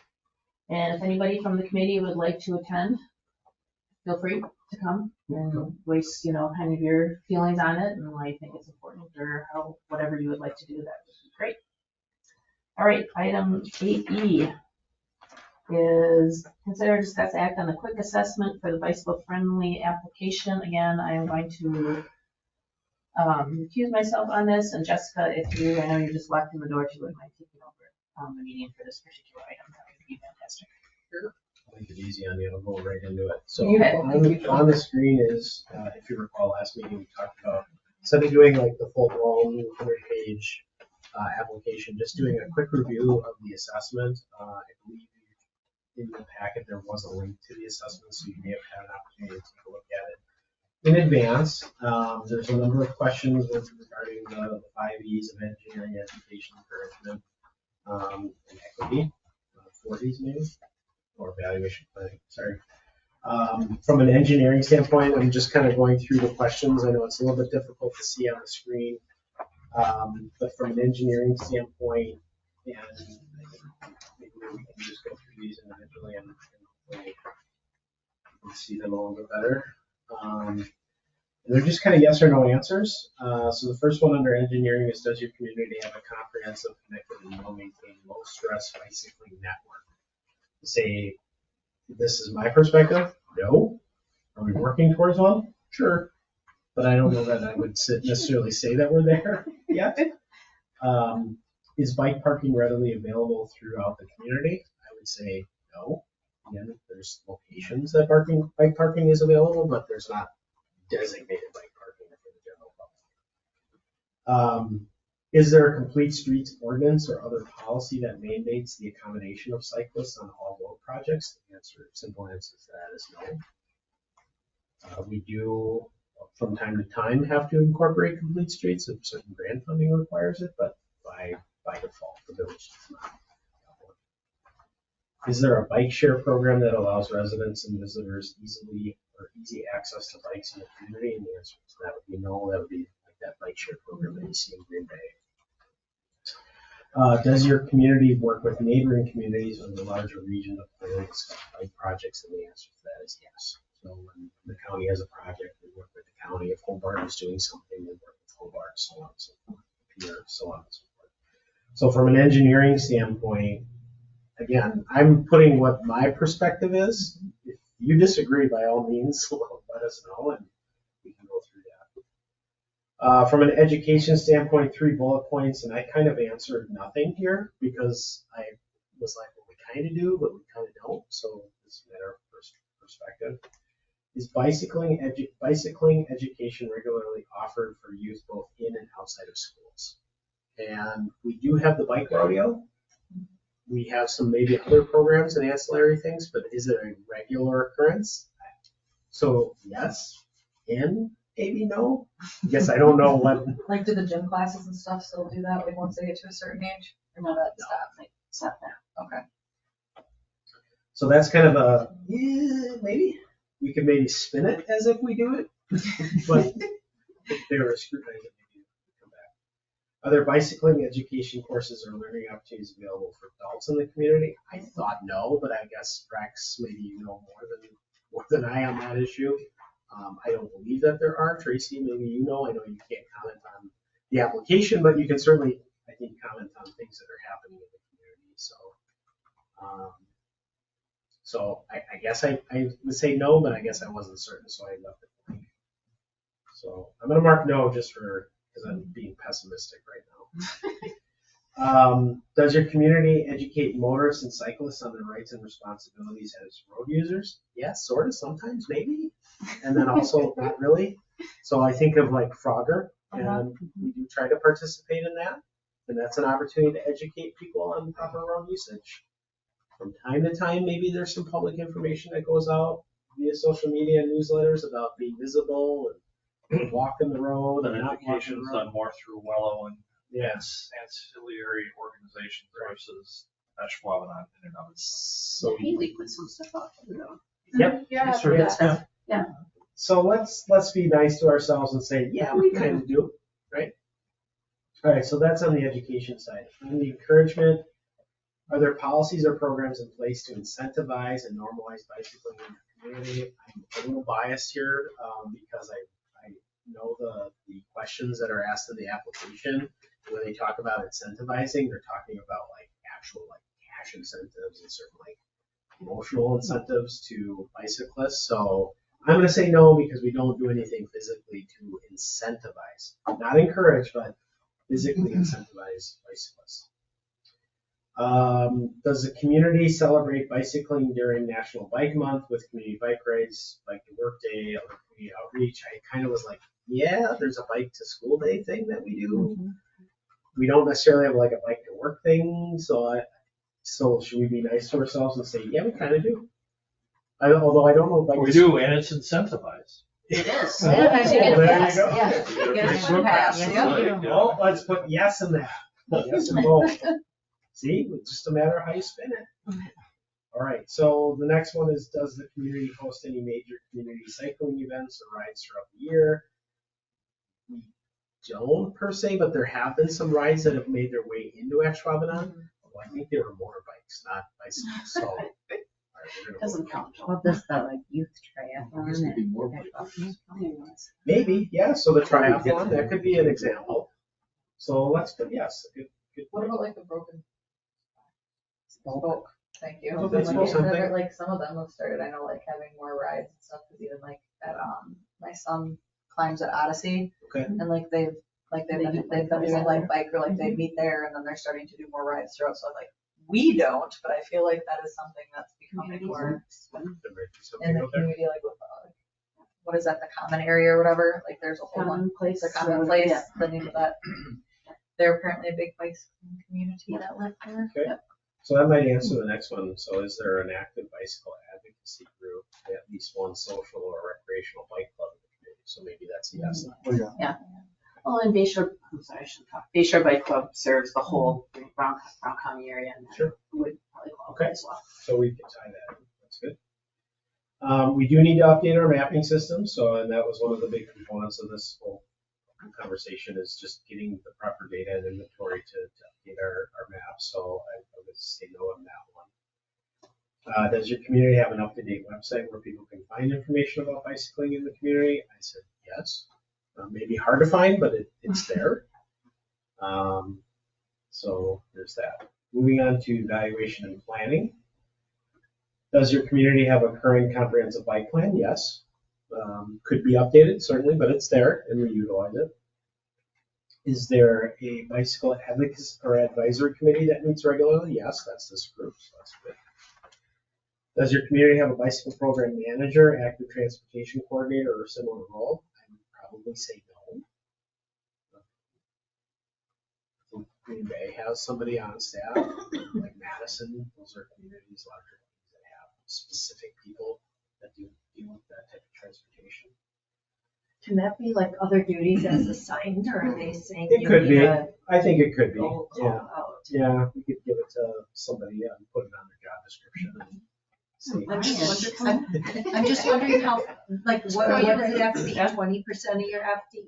No, I think it could be, like another duties as a site. But I think it should be explicitly stated Legitimately. that, yeah, you're Who's the focused person who's on responsible? multimodal transportation or something. Okay. Is there a specific plan or program to reduce cyclist or motor vehicle crashes? I put no right now, but we do have a committee that meets, an internal staff committee.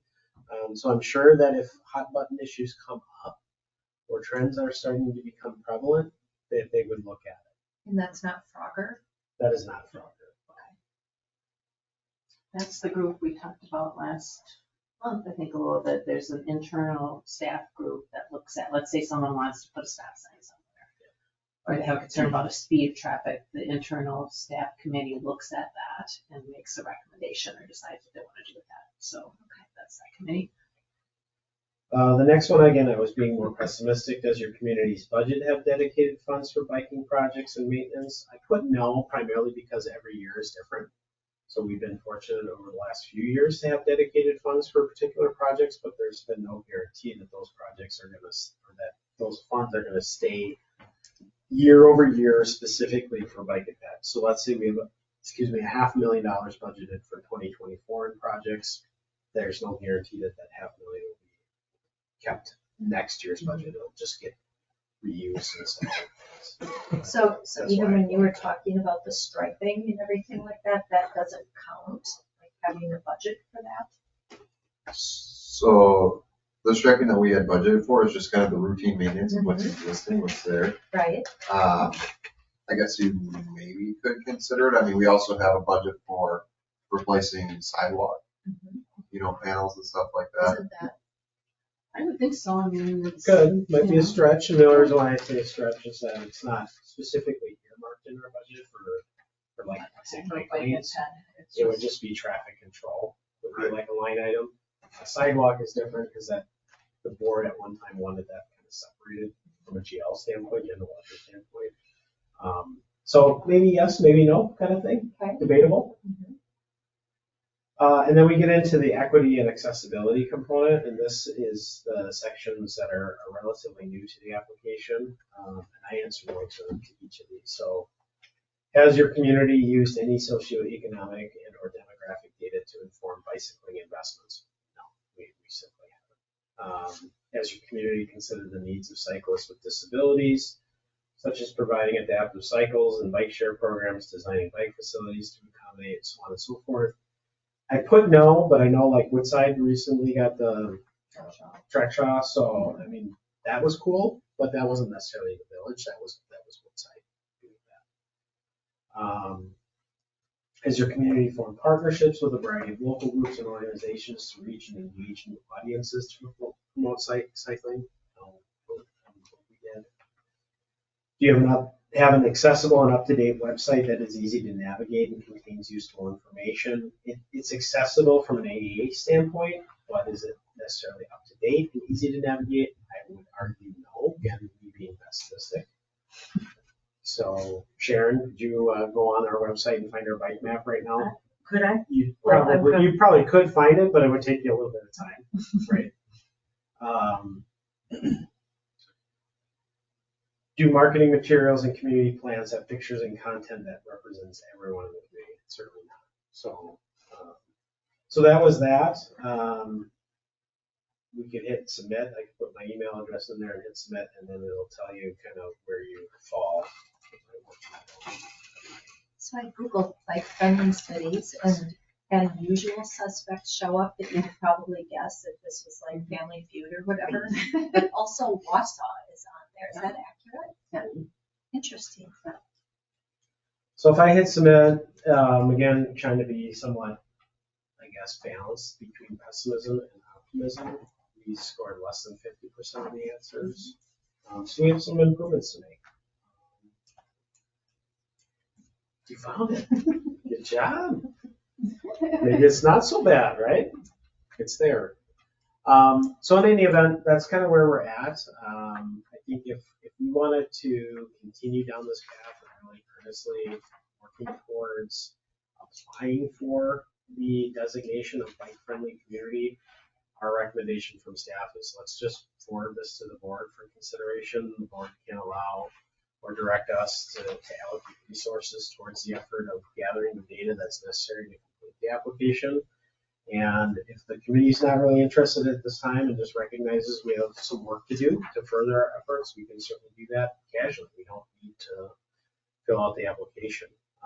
But I think from a standpoint of this committee and from a staff's point of view, it becomes a little bit redundant to just kind of keep our wheels spinning on this issue, no pun intended. So let's either forward a formal recommendation to the board to give us authorization to complete the application, or at this time we can certainly review it as part of our annual goal as, are we working our way? Are we accomplishing some of these easy grab items.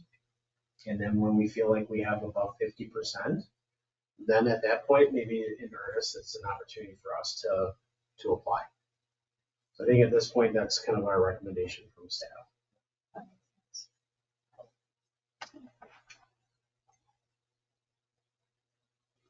Does anybody else have any?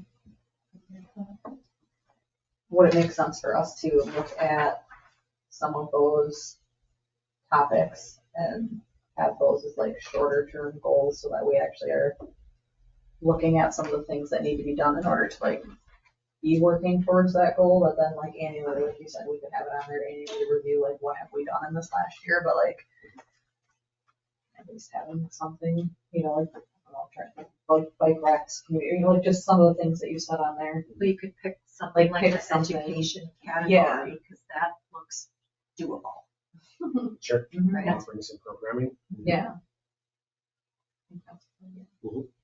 And I think obviously we have that list of projects, and those are generally physical, tangible infrastructure type things, but I think we could probably add some of the other elements that are more education and encouragement based and incorporate them. So maybe we offer some type of bike rodeo or expanded bike rodeo for adults or something like that.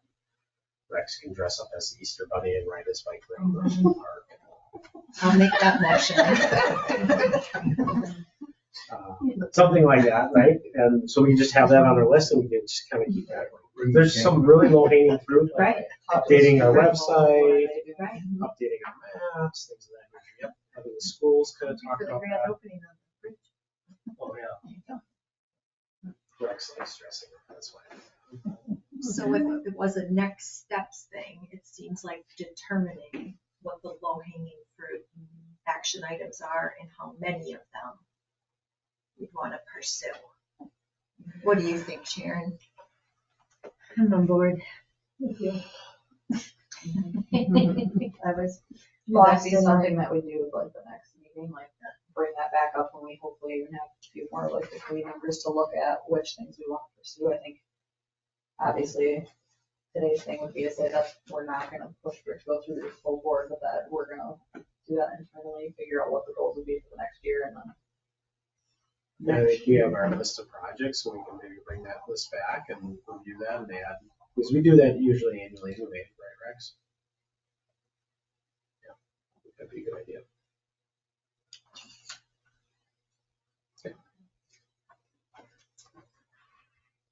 Do we need a motion or anything on that, or? Joel, do you want a motion on that? No, I think we're fine as long as we're all in agreement that I don't know that we necessarily need to bring the application back month over month. We'll just be done with it. Set some goals that are related to the application itself, now that you have kind of an understanding of what is being required in order to receive the designation, and that should be sufficient.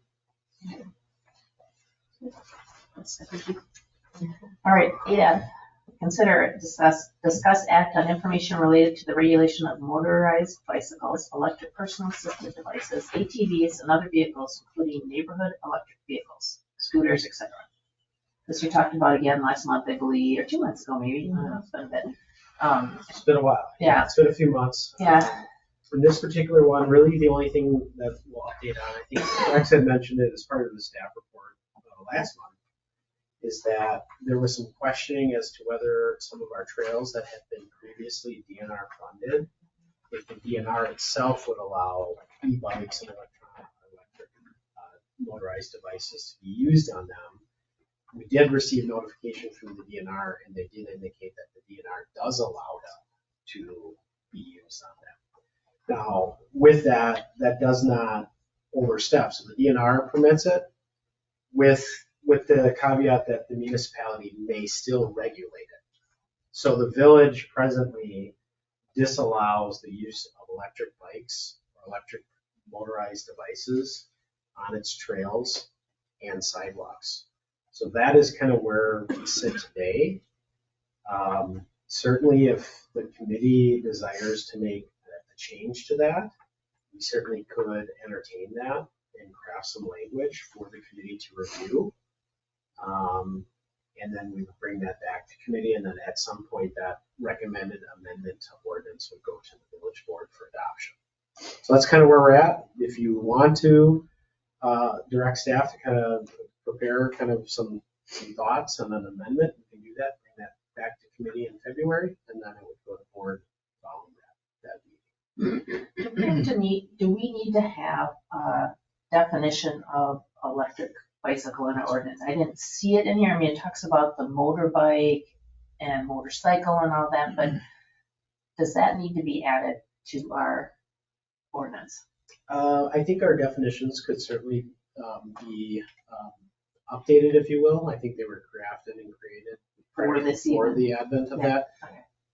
Interpretively, I think both our village attorney and our public safety view it as kind of, it covers e-bikes, the definition, from a broad sense, but we could certainly be more explicit to help clarify the language. I just think with the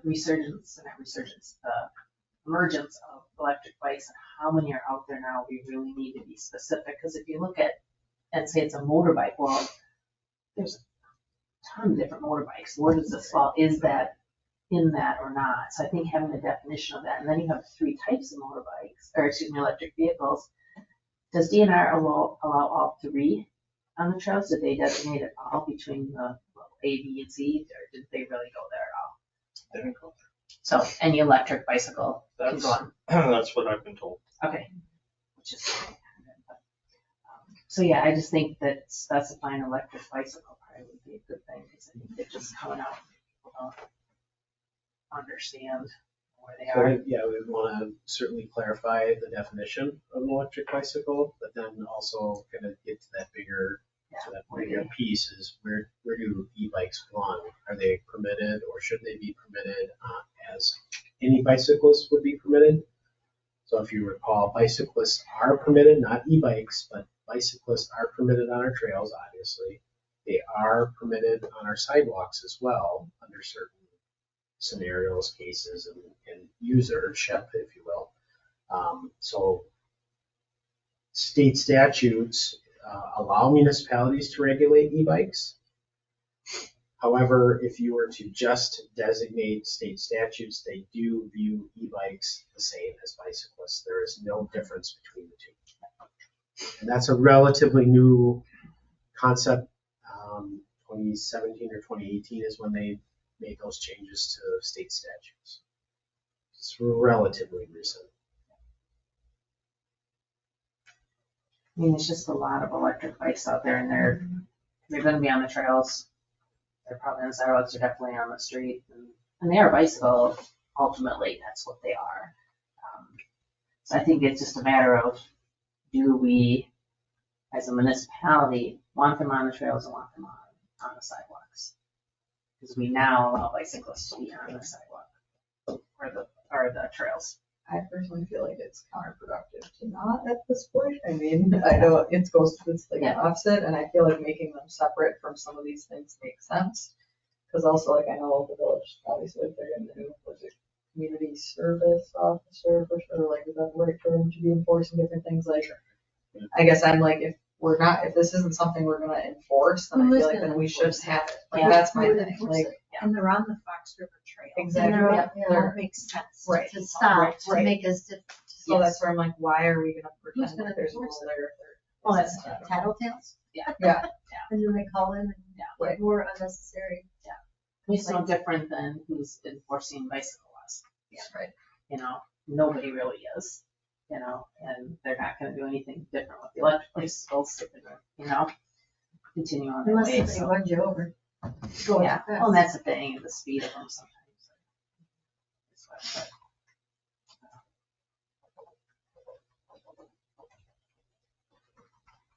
So without having a conversation with public safety, I guess my thought would be we could prepare an amendment to the ordinance that matches statute. I don't know that there's any valid reason not to match what is permitted under statute at this time. So obviously operators of those types of devices, electric bicycles, they need to still follow those same rules of the road that a regular bicyclist would. So if they are permitted on the sidewalks, they need to yield to pedestrians, they need to make audible signals when passing, They need to do all that stuff. That doesn't grant them any additional rights beyond what is required under the law. So I can prepare an amendment to our ordinance that reflects the consolidation of statute with village code. We can label them as lazy bikers. Hey, I don't care, they're up there doing their thing, that's all I care about. Really change people's lives. I don't know. I know. I don't know if with the sidewalk riding, if we would wanna look at where sidewalks are. And like, I know some communities only allow them on certain sidewalks, like Cormier Road, for instance. Cormier Road has the visually narrow lane, and a bicyclist can, ride along the edge of the road very easily there. And I know some people don't think that's safe to be on the road, but with an electric bike on a sidewalk, I think that's adding a little bit more potential for conflicts with pedestrians, because the bikes are going much faster potentially than a pedal bike, a traditional pedal bike. And maybe we just want to leave it the way it is, just something I was thinking about that. We can make 2 lanes, one a electric bike, one a regular bike, and one a There you go. pedestrian. Really complicated things. I know, no. Throw a and I don't- scooter in there. Yeah. And then the handicap. Yeah. Everybody's got their rights. Yeah. So this is discussion only. Anything else to add? So we're talking about allowing them, being treated basically as a bicyclist. They are a bicyclist, even though they're electric bike. You look at adding the definition if indeed the attorney and public safety think it needs to be in there. If not, then so be it. But anything else, anybody? Will the electric scooters fall under that as well then, or is this just the electric bikes? I think it's just bikes. I think scooters are different. They're treated differently, I believe. So I think that's still something that'll probably. That's another big, yeah. And if we work at that in that education section on our application, we might be able to shore up some of that, these yeah. things. Yeah, and I don't know, Joel, if there's something you can look into with scooters, electric scooters, if they fall, I don't think they fall under bicycle ordinances, but I'm not sure. I read through this, but I can't remember. From a statutory standpoint, they're regulated similarly, but they don't have the same rights as a bicyclist does. So you can create certain restrictions that you may not have otherwise done for bicyclists. I can look at it further and we can address the scooter issue and try to put together a summary of what this means and how it relates to our existing code. Because scooters are supposed to go the same direction as traffic, just like a bicyclist, correct? And on the road rather than on the sidewalk, is that correct? In theory, yes, they're supposed to follow the bikes. Yeah, yeah. Well, that's again, nowhere is it called out really clearly, and I think it should be. So. All right, any other suggestions or anything for Joel to look into or anything? Thank you, everybody. Item 9 is any items for the next agenda. I think I had, at the Anderson Drive bus stop coming back, would that be for next agenda? And then Industrial Park Trail, if we can look at that. I don't know, Joel, if the ordinances will be ready to come back. And then we're going to Parkview Road. Anybody look at that, please? Well, and just Industrial Park Trail, do you want us to wait until we actually bid that out, or what do we need? What are we talking about on the Industrial Park Trail? I would like to know exactly what you guys think we're going to do with it. I know you're reconfiguring. My questions are the bollards. I think we also should look at the paint on the roads, adjacent roads to it, because I think there's some concerns with that. And I know it's not with the redoing of the trail, but I think it's something we need to look at when we're talking about it. So that's my impetus for having it come to the committee, just to look at it and say, okay, what do we got here? What are we going to do? And what your thoughts are on redoing the trail. So additional paint, is that, I guess I need to understand what. What I was thinking, we should look at the crossings of the roads out there and talk about if there's a need to put more paint, no parking areas, like for instance, where the gentleman that has a towing service. I was just there the other day, again, they were parked right in front of the trail. And I think we just need to look at that maybe a little closer. I mean, paint was put down, but it seems like it was fairly minimal. I mean, if we're gonna go out there and redo the trail, that trail is busy and there's a lot of people on the trail. Yes, I've been on it a lot lately, just going out to the YMCA down the road, and it is busy, and I just think to look at it, and I really would like to discuss the bollards on there too, and what your plans are for the bollards. So I think what you're suggesting is just to review the project scope for the industrial park trail. Correct. And you can review that with what we had budgeted for it. And then we can piece together any specifications that are necessary to try to hit those topics. That's how I would list it. Anything else for the agenda next month? Yes. Those are the ones that I had in mind. Anyone else had anything else? Okay. Thank you. Then on the next Bike Ped meeting is scheduled for Monday, February 12th. I'll make a motion. I second, Ms. Sharon. All in favor, say aye. Aye. Opposed? Motion carried. Thank you. I know it was a long meeting, you guys. Thank you for